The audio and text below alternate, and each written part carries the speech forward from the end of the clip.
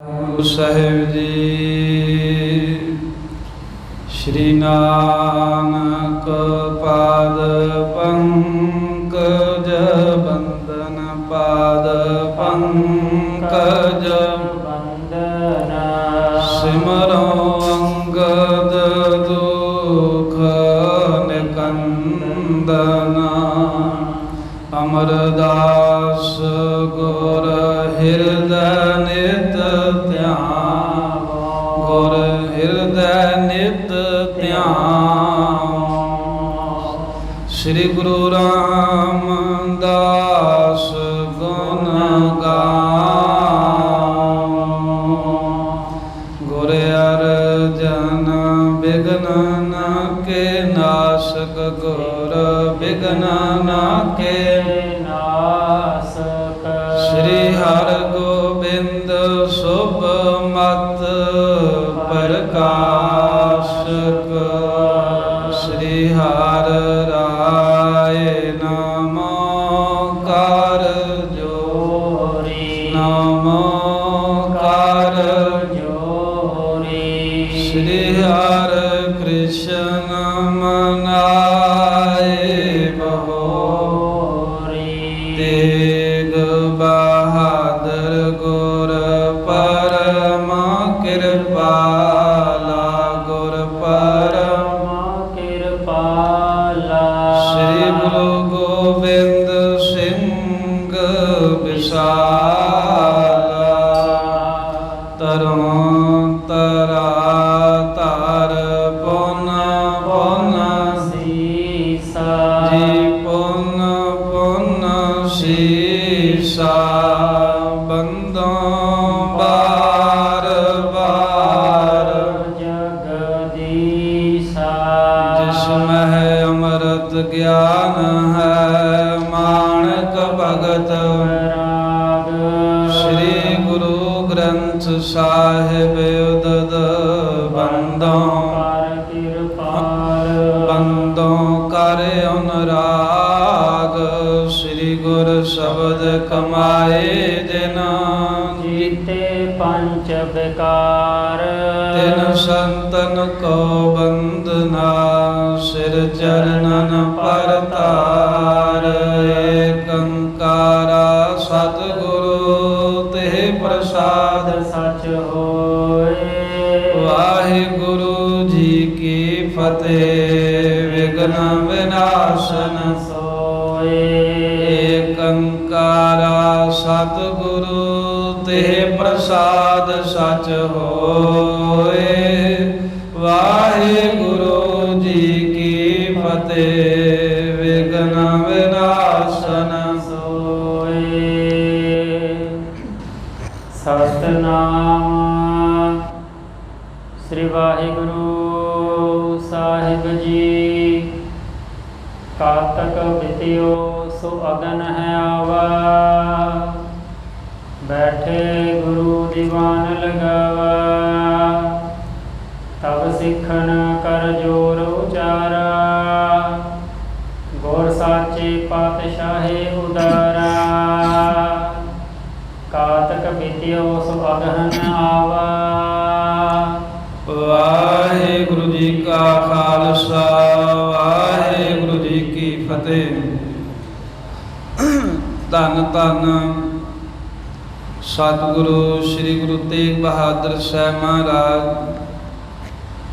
ਨਾਵੇਂ ਪਾਤਸ਼ਾਹ ਦੇ ਮਹਾਨ ਪਾਵਨ ਪਵਿੱਤਰ ਭਜਨ ਬੰਦਗੀ ਅਸਥਾਨ ਗੁਰਦੁਆਰਾ ਸ੍ਰੀ ਭੋਰਾ ਸਾਹਿਬ ਜੀ ਪਾਤਸ਼ਾਹੀ ਨੌਵੀਂ ਵਿਖੇ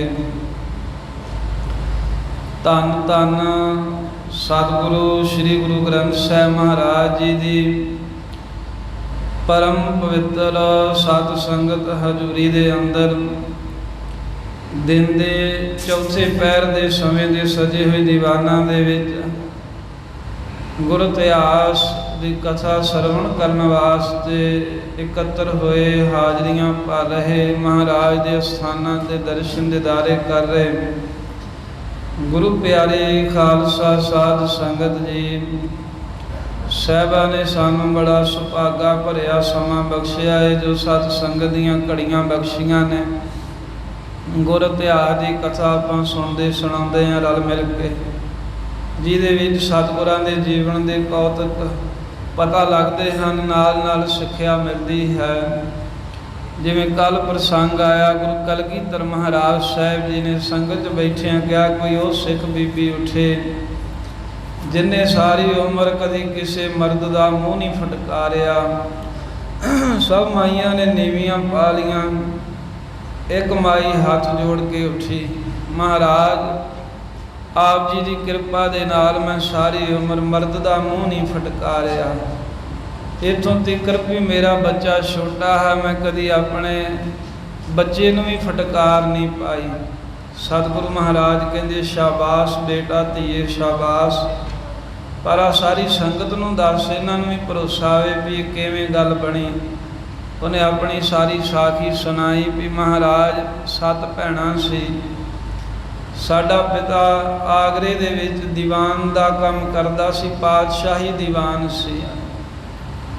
ਚੜ੍ਹਾਈ ਕਰ ਗਿਆ, ਸਰਕਾਰ ਨੇ ਸਾਡੀ ਜਾਇਦਾਦ ਜ਼ਬਤ ਕਰ ਲਈ, ਘਰ ਨੂੰ ਤਾਲੇ ਵੱਜ ਗਏ, ਸਾਨੂੰ ਕੈਦ ਵਿੱਚ ਪਾ ਦਿੱਤਾ। ਬਾਦਸ਼ਾਹ ਨੇ ਕਿਹਾ ਵੀ ਜੇ ਤਾਂ ਕੋਈ ਪੁੱਤਰ ਹੈ ਦੀਵਾਨ ਦਾ ਤੇ ਲਿਆਓ, ਜੇ ਨਹੀਂ ਹੈ ਤਾਂ ਫਿਰ ਸਾਰਾ ਕੁਝ ਜ਼ਬਤ ਹੋਵੇਗਾ। ਆਏ ਸਿਪਾਹੀਆਂ ਨੇ ਪੁੱਛਿਆ, ਮਾਤਾ ਸਾਡੀ ਨੇ ਕਹਿੰਦੇ ਗਰਭ ਧਾਰਿਆ ਸੀ। ਉਹ ਜਾਣਕਾਰੀ ਲੈ ਕੇ ਬਾਦਸ਼ਾਹ ਕੋ ਗਏ, ਉਹਨੂੰ ਦੱਸਿਆ ਵੀ 7 ਧੀਆਂ ਨੇ ਦੀਵਾਨ ਦੀਆਂ, ਤੇ 8ਵਾਂ ਉਹਦੀ ਘਰਵਾਲੀ ਨੇ ਹਜੇ ਗਰਭ ਧਾਰਿਆ ਸੀ ਜਦੋਂ ਚੜ੍ਹਾਈ ਕੀਤਾ। ਉਦੋਂ ਬਾਦਸ਼ਾਹ ਨੇ ਹੁਕਮ ਦਿੱਤਾ ਵੀ ਉਹਨਾਂ ਚਿਰ ਉਡੀਕ ਲਓ, ਜੇ ਪੁੱਤਰ ਹੋਵੇ ਤਾਂ ਸਾਰਾ ਖਲਾਸੀ ਕਰ ਦਿਓ ਜਾਇਦਾਦ ਦੀ, ਤੇ ਜੇ ਪੁੱਤਰ ਨਾ ਹੋਇਆ ਤਾਂ ਫਿਰ ਉਹਨਾਂ ਦੀ ਜਾਇਦਾਦ ਸਾਰੀ ਜ਼ਬਤ ਹੋਵੇਗੀ, ਕੁਰਕੀ ਹੋਵੇਗੀ। ਤੇ ਮਹਾਰਾਜ ਜੀ ਸਾਨੂੰ ਕੈਦ ਵਿੱਚ ਰੱਖਿਆ, ਦਿਨਾਂ ਦੀ ਉਡੀਕ ਕਰਦੇ, ਬਾਹਰ ਚੌਂਕੀ ਬੈਠੀ ਹੈ। ਸਮਾਂ ਆਇਆ ਤੇ ਮੇਰੀ ਮਾਤਾ ਨੇ ਕਹਿੰਦੇ ਵੀ ਬੱਚੇ ਨੂੰ ਜਨਮ ਦਿੱਤਾ, ਤੇ ਸਾਡਾ 7 ਭੈਣਾਂ ਦਾ ਛੋਟਾ ਭਰਾ ਆਇਆ, ਭਾਵ ਪੁੱਤਰ ਨੇ ਜਨਮ ਲਿਆ। ਬੜੀਆਂ ਅਸੀਂ ਖੁਸ਼ੀਆਂ ਮਨਾਈਆਂ। ਉਹਦੇ ਜੰਮਦਿਆਂ ਸਾਰੀ ਸਾਡੇ ਘਰ ਦੇ ਬੂਹੇ ਦੇ ਤਾਲੇ ਖੁੱਲ੍ਹ ਗਏ। ਸਰਕਾਰ ਵੱਲੋਂ ਸਾਡਾ ਰੋਜ਼ੀਨਾ ਲੱਗ ਗਿਆ, ਸਾਰੀ ਜਾਇਦਾਦ ਵਾਪਸ ਹੋ ਗਈ। ਤੇ 7 ਭੈਣਾਂ ਨੇ ਉਦੋਂ ਇਹ ਆਪਸ ਵਿੱਚ ਵਿਚਾਰਿਆ ਵੀ ਇਹ ਮਰਦ ਦੀ ਜਿਹੜੀ ਦਾੜੀ ਹੈ ਨਾ, ਇਹ ਅਸੀਂ ਕਦੀ ਫਟਕਾਰਨੀ ਨਹੀਂ, ਇਹ ਮਰਦ ਦਾ ਕਰਕੇ ਵੇਖੋ ਸਾਡੇ ਬੰਧਨ ਟੁੱਟੇ ਨੇ। ਤੇ ਉਸ ਦਿਨ ਤੋਂ ਮਹਾਰਾਜ ਅਸੀਂ ਕਦੀ ਭੈਣਾਂ ਨੇ ਮਰਦ ਦਾ ਮੂੰਹ ਨਹੀਂ ਫਟਕਾਰਿਆ, ਕਿਉਂਕਿ ਇਹਦਾ ਕਰਕੇ ਸਾਡੇ ਬੰਧਨ ਖੁੱਲੇ ਤੇ ਇਹਦਾ ਕਰਕੇ ਸਾਡੀ ਜਾਇਦਾਦ ਸਾਨੂੰ ਮਿਲੀ ਸੀ। ਇੱਦਾਂ ਮਹਾਰਾਜ ਸਾਹਿਬ ਜੀ ਦੀ ਹਜ਼ੂਰੀ ਦੇ ਅੰਦਰ ਸਤਿਗੁਰੂ ਮਹਾਰਾਜ ਸਾਹਿਬ ਦੇ ਇਹ ਬਚਨ ਸੁਣ ਕੇ ਸਾਰੀ ਸੰਗਤ ਹੈਰਾਨ ਹੋਈ। ਸਭ ਕਹਿੰਦੇ ਧੰਨ ਹੈ ਮਾਈ, ਧੰਨ ਹੈ ਵੀ ਇਹ ਸਿੱਖ ਬੱਚੀ ਜਿਹਨੇ ਐਸਾ ਪ੍ਰਣ ਕਮਾਇਆ ਹੈ।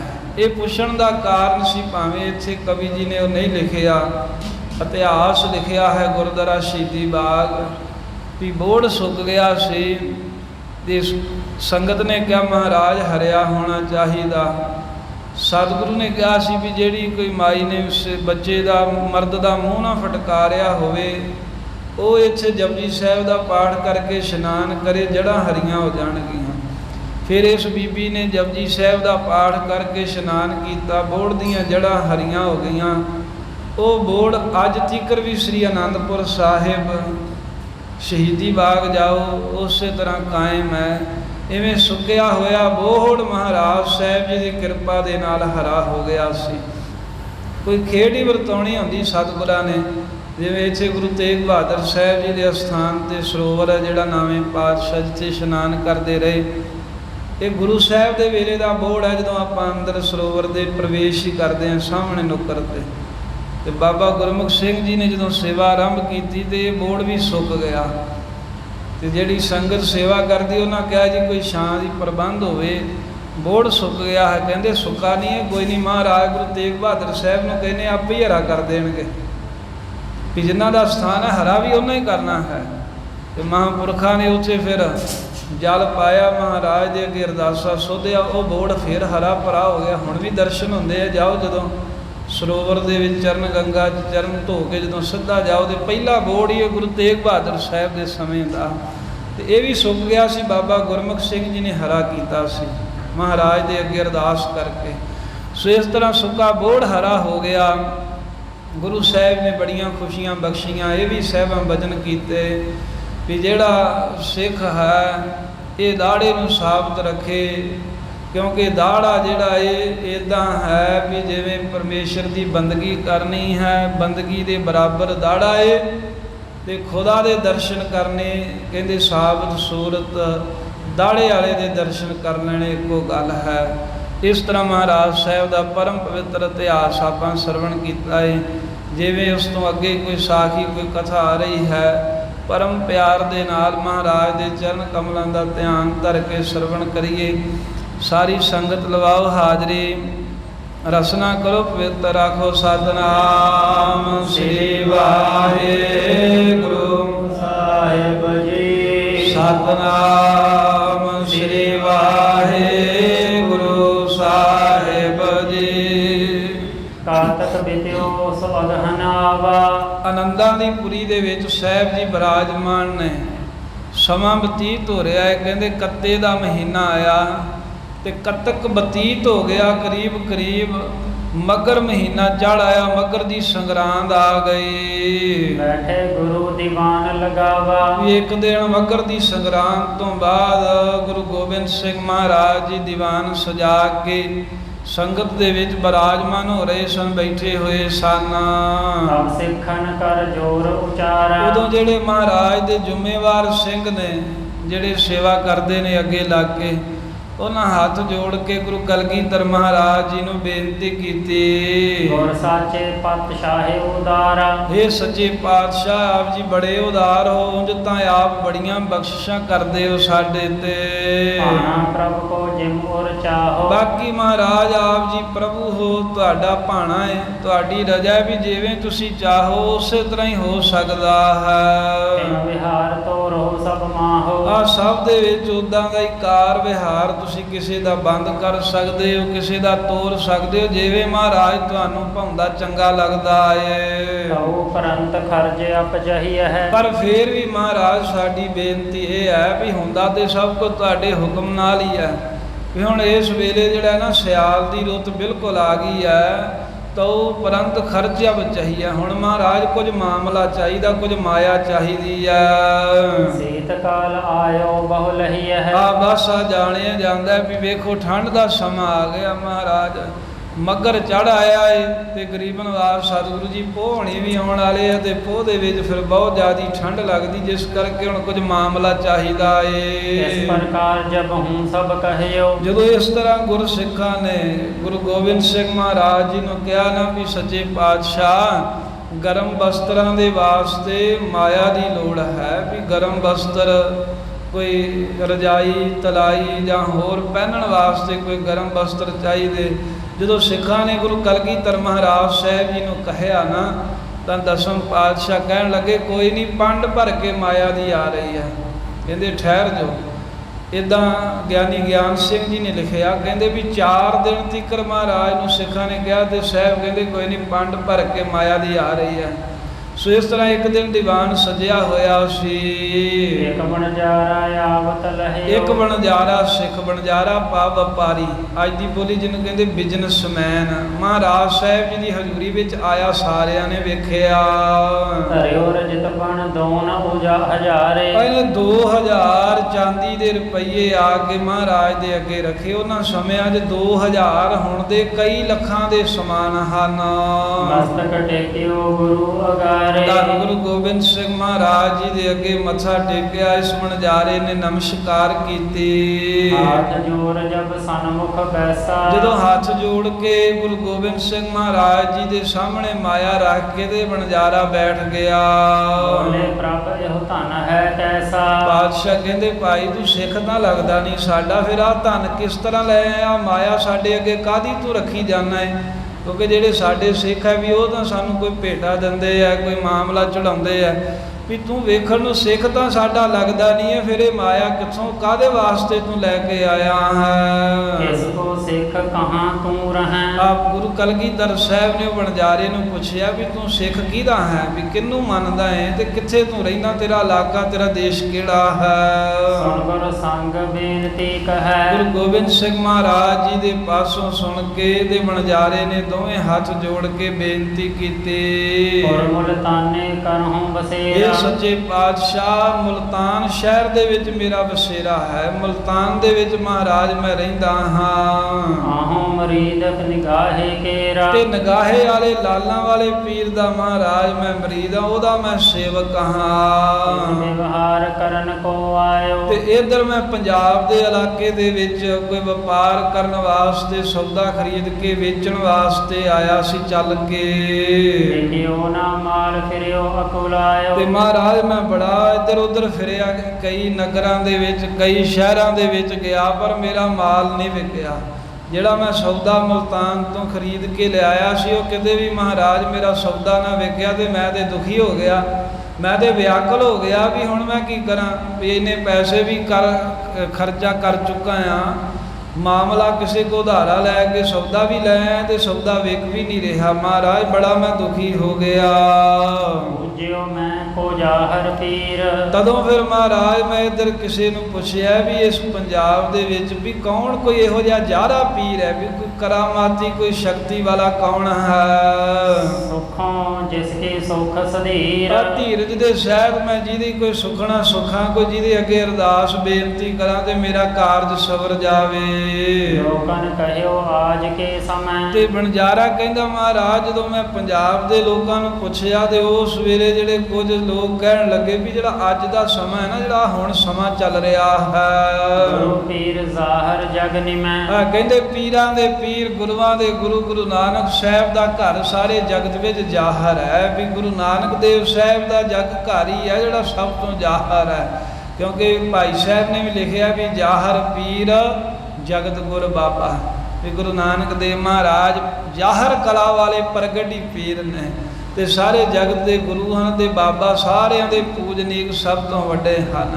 ਮਹਾਰਾਜ ਜਦੋਂ ਮੈਨੂੰ ਸਿੱਖਾਂ ਨੇ ਕਿਸੇ ਨੇ ਦੱਸਿਆ ਵੀ ਇਸ ਵੇਲੇ ਗੁਰੂ ਗੋਬਿੰਦ ਸਿੰਘ ਮਹਾਰਾਜ ਗੁਰੂ ਨਾਨਕ ਦੇਵ ਸਾਹਿਬ ਦਾ ਰੂਪ ਹਨ, ਸੁਖੀ ਸੁਖ ਤਬੇ ਵਿਕ ਗਇਓ। ਮਹਾਰਾਜ ਮੈਂ ਅਰਦਾਸ ਕੀਤੀ ਉਸ ਵੇਲੇ ਤੁਹਾਨੂੰ ਹਾਜ਼ਰ ਨਾਜ਼ਰ ਜਾਣ ਕੇ ਵੀ ਇਹ ਗੁਰੂ ਨਾਨਕ ਦੇਵ ਸਾਹਿਬ, ਇਹ ਗੁਰੂ ਗੋਬਿੰਦ ਸਿੰਘ ਮਹਾਰਾਜ ਮੇਰਾ ਕਾਰ ਵਿਹਾਰ ਜਿਹੜਾ ਇਹਦੇ ਵਿੱਚ ਮੈਨੂੰ ਕੋਈ ਮੁਨਾਫਾ ਹੋਵੇ, ਮੈਨੂੰ ਕੋਈ ਲਾਹਾ ਹੋ ਜਾਵੇ, ਸੁਖੀ ਸੁਖ। ਮਹਾਰਾਜ ਮੈਂ ਸੁਖਣਾ ਸੁਖ ਲਈ ਭਾਵ ਅਰਦਾਸ ਕਰਤੀ ਵੀ ਦਸਵਾਂ ਦਊਂਗਾ ਵਿੱਚੋਂ ਤਵੇ ਵਿਕ ਗਇਓ। ਫਿਰ ਇਹੋ ਜੀ ਕੋਈ ਕਿਰਪਾ ਹੋਈ ਵੀ ਮਹਾਰਾਜ ਬਸ ਅਰਦਾਸ ਕਰਨ ਦੀ ਦੇਰ ਸੀ, ਥੋੜੇ ਦਿਨਾਂ 'ਚ ਮੇਰਾ ਸਾਰਾ ਸੌਦਾ ਵਿਕ ਗਿਆ। 60,000 ਬਨਜ ਕਰ ਲਏ। 60,000 ਰੁਪਈਆ ਮਹਾਰਾਜ ਮੈਂ ਵੇਚ ਕੇ ਸੌਦਾ ਤੇ ਵਟ ਲਿਆ। ਤੈ ਭਇਓ ਨਮੋ ਜੇਤਿਕ ਮਨ ਜਾਣੀ। ਭਇਓ ਨਫੋ ਜੇਤਕ ਮਨ ਜਾਣੀ। ਤੇ ਜਿੰਨਾ ਕੁ ਉਹਦੇ ਵਿੱਚੋਂ ਮੈਨੂੰ ਮੁਨਾਫਾ ਹੋਇਆ ਮੈਂ ਹਿਸਾਬ ਕਿਤਾਬ ਲਾਇਆ ਵੀ ਇੰਨੇ ਪੈਸਿਆਂ ਦਾ ਮੈਂ ਸੌਦਾ ਖਰੀਦਿਆ, ਇੰਨੇ ਪੈਸੇ ਸ਼ਾਹੂਕਾਰ ਨੂੰ ਵਿੱਚੋਂ ਜਾ ਕੇ ਦੇਣੇ ਆ। ਤੇ ਹਿਸਾਬ ਕਿਤਾਬ ਲਾ ਕੇ ਜਦੋਂ ਵੇਖਿਆ ਵੀ ਇੰਨਾ ਕੁ ਮੁਨਾਫਾ ਹੋਇਆ ਏ, ਤਿਸ ਦਸਵੰਦ ਭੇਡ ਮੁਹਿਆਨੀ। ਉਸ ਮਹਾਰਾਜ ਮੁਨਾਫੇ ਦਾ 10ਵਾਂ ਹਿੱਸਾ ਮੈਂ ਲੈ ਆਇਆ। 20,000 ਰੁਪਈਆ ਮੈਨੂੰ ਵਪਾਰ ਕਰਕੇ ਬਚਿਆ, ਜਿਹਦੇ ਵਿੱਚੋਂ 2,000 ਰੁਪਈਆ ਮਹਾਰਾਜ ਮੈਂ ਦਸਵੰਦ ਆਪ ਜੀ ਦੇ ਕੋਲ ਲੈ ਕੇ ਆਇਆ ਭੇਟਾ ਵਜੋਂ। ਸ੍ਰੀ ਸਤਿਗੁਰ ਤਬ ਭਨਿਓ ਬਚਨ।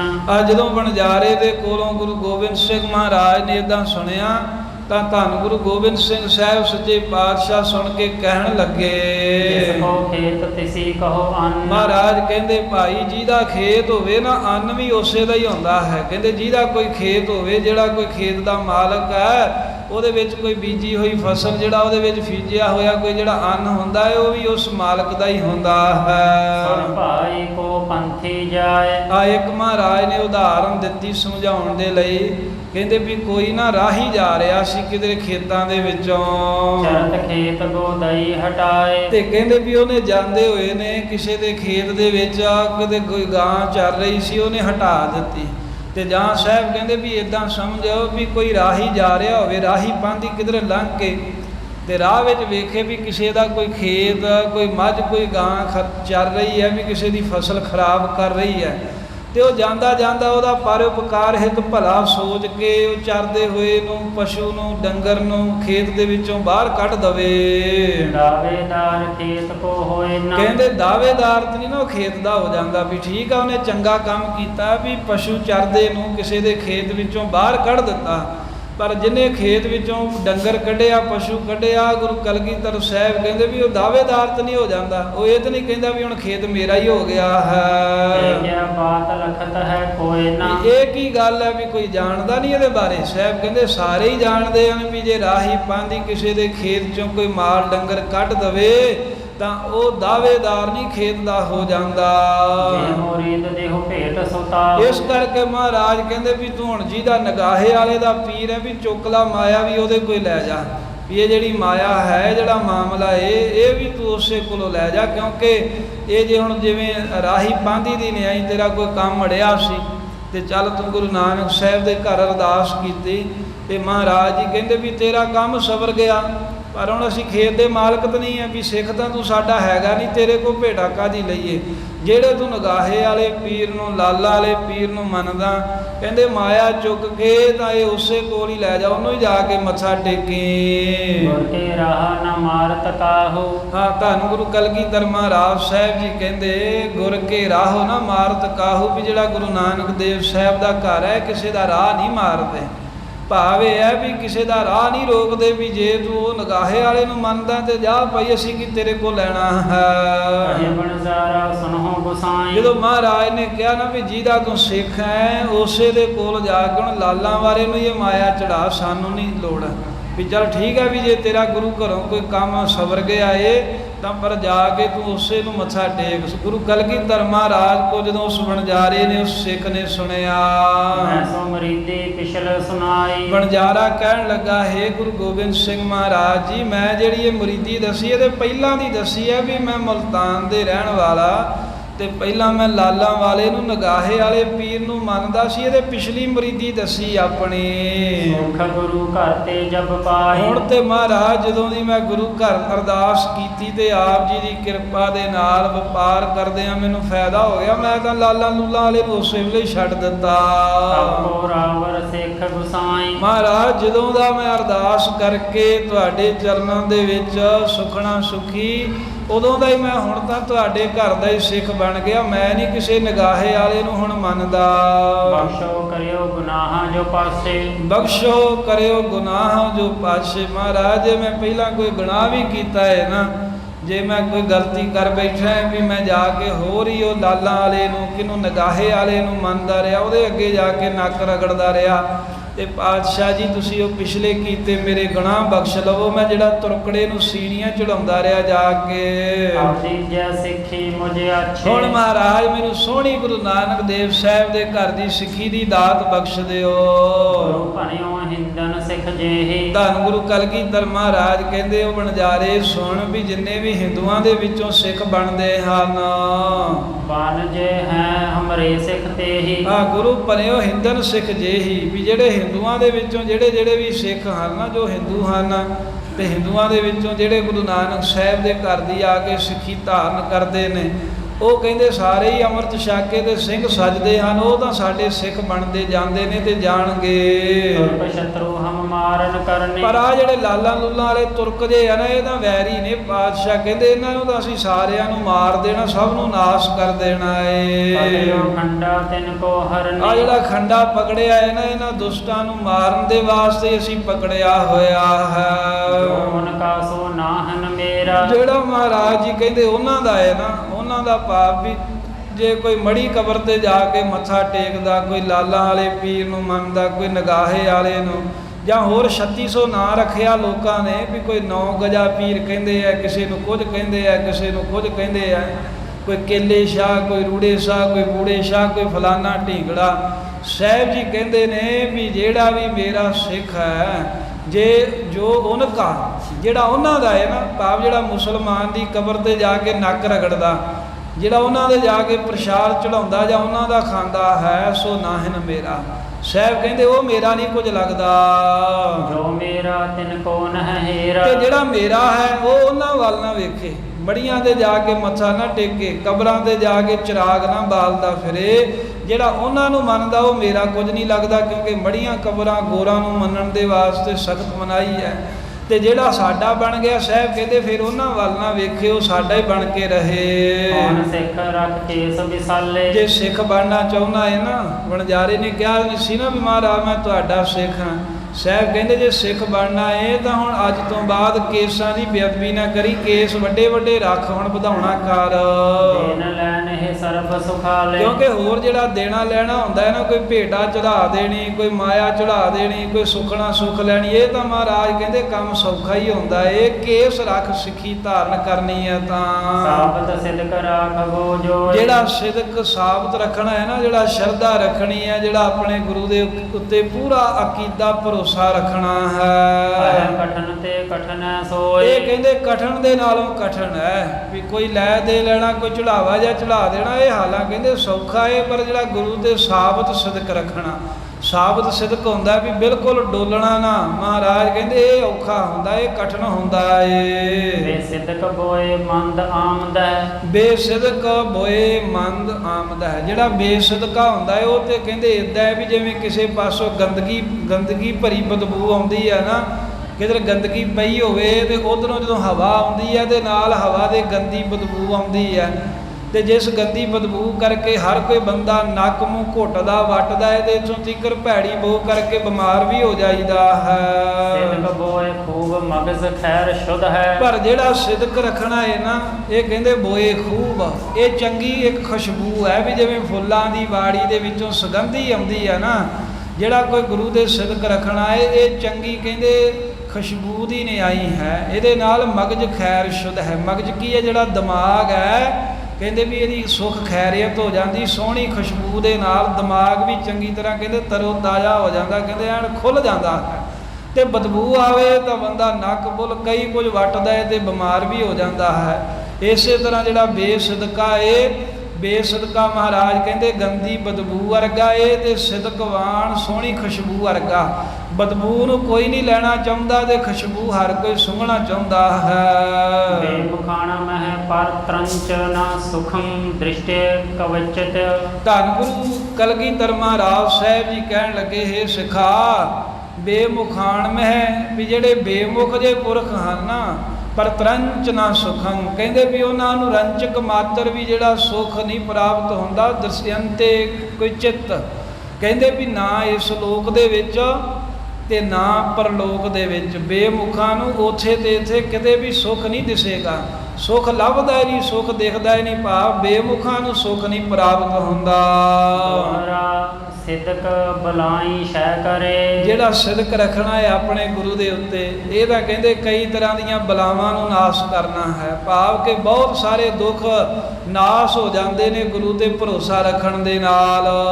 ਬੇਸਿਦਕੀ ਕਰਨ ਉਜਾੜ। ਤੇ ਜਿਹੜਾ ਬੇਸਿਦਕੀ ਹੈ ਉਹ ਤਾਂ ਇਦਾਂ ਵੀ ਜਿਵੇਂ ਆਪਣਾ ਘਰ ਆਪੇ ਹੀ ਉਜਾੜ ਲੈਣੀ ਵਾਲੀ ਗੱਲ ਹੈ। ਗੁਰੂ ਤੋਂ ਬੇਮੁਖ ਹੋ ਕੇ ਮਰਨਾ ਆਪਣਾ ਜੀਵਨ ਖਰਾਬ ਕਰਨ ਵਾਲੀ ਗੱਲ ਹੈ। ਪੀਰ ਬੇਸਿਦਕੀ ਕੇ ਨਹੀਂ। ਧੰਨ ਗੁਰੂ ਗੋਬਿੰਦ ਸਿੰਘ ਮਹਾਰਾਜ ਕਹਿੰਦੇ ਵੀ ਜੋ ਗੁਰੂ ਪੀਰ ਹਨ ਗੁਰੂ ਨਾਨਕ ਦੇਵ ਮਹਾਰਾਜ, ਉਹ ਬੇਸਿਦਕਿਆਂ ਦੇ ਨਹੀਂ ਹੁੰਦੇ, ਜਿਹੜੇ ਸ਼ਰਧਾ ਤੋਂ ਭਰੋਸੇ ਤੋਂ ਰਹਿਤ ਨੇ। ਅੱਜ ਇੱਥੇ ਮੱਥਾ ਟੇਕਿਆ, ਕੱਲ ਕਿਤੇ ਜਾ ਕੇ ਨੱਕ ਰਗੜ ਲਿਆ, ਪਰਸੋਂ ਕਿਤੇ ਹੋਰ ਚਲੇ ਗਏ। ਅੱਜ ਕਹਿੰਦੇ ਗੁਰੂ ਘਰ ਕੜਾਹ ਪ੍ਰਸ਼ਾਦ ਲੈ ਕੇ ਆ ਗਏ, ਕੱਲ ਨੂੰ ਜਾ ਕੇ ਕਹਿੰਦੇ ਮਾਤਾ ਰਾਣੀ ਦੇ ਚੁੰਨੀ ਚੜਾਉਣੀ ਹੈ, ਪਰਸੋਂ ਕਹਿੰਦੇ ਉੱਥੇ ਚਿਰਾਗ ਬਾਲਣਾ। ਇਹੋ ਜਿਹੇ ਜਿਹੜੇ ਬੇਸਿਦਕੇ ਨੇ ਉਹਨਾਂ ਦਾ ਗੁਰੂ ਨਾਨਕ ਦੇਵ ਮਹਾਰਾਜ ਸਾਹਿਬ ਨਹੀਂ ਬਣਦੇ। ਨਾਨਕ ਦੇ ਤਬੇ ਬਾੜ। ਧੰਨ ਗੁਰੂ ਗੋਬਿੰਦ ਸਿੰਘ ਮਹਾਰਾਜ ਸਾਹਿਬ ਜੀ ਕਹਿੰਦੇ ਵੀ ਉਹ ਜਿਹੜੇ ਬੇਸਿਦਕੇ ਹਨ, ਉਹ ਖੇਤ ਜਿਵੇਂ ਵਾੜ ਤੋਂ ਬਗੈਰ ਹੁੰਦਾ ਨਾ, ਜਿਹੜੇ ਖੇਤ ਦੀ ਕੋਈ ਰਾਖੀ ਨਹੀਂ ਹੁੰਦੀ, ਜਿਹੜਾ ਮਰਜ਼ੀ ਆ ਕੇ ਉਜਾੜ ਜਾਂਦਾ ਏ, ਇਸ ਤਰ੍ਹਾਂ ਉਹ ਵਾੜ ਤੋਂ ਬਿਨਾਂ ਉਜੜੇ ਹੋਏ ਖੇਤ ਦੀ ਨਿਆਈ ਹਨ, ਭਰੋਸੇ ਤੋਂ ਰਹਿਤ ਜਿਹੜੇ ਬੰਦੇ ਹਨ। ਭਾਈ ਇਤਿਆਦਿਕ ਸ਼ੁਭ ਬਾਕ ਸੁਣਾਏ। ਇਤਿਆਦਿਕ ਕਲਗੀਧਰ ਮਹਾਰਾਜ ਨੇ ਉਸ ਵਣਜਾਰੇ ਨੂੰ ਹੋਰ ਵੀ ਬੜੇ ਸੋਹਣੇ ਉਪਦੇਸ਼ਮਈ ਬਚਨ ਕਹੇ। ਜੇ ਸਿਦਕ ਹੋਏ ਸਦਕਾਏ। ਆ ਸੁਣਦੇ ਅਨੁਸਾਰ ਇਹਦੇ ਸਿਦਕ ਹੋਏ ਸਦਕਾਏ। ਵਣਜਾਰੇ ਦੇ ਦਿਲ ਦੇ ਵਿੱਚ ਬਹੁਤ ਜ਼ਿਆਦਾ ਸਿਦਕ ਆ ਗਿਆ, ਮਹਾਰਾਜ ਉੱਤੇ ਭਰੋਸਾ ਪੱਕਾ ਹੋ ਗਿਆ।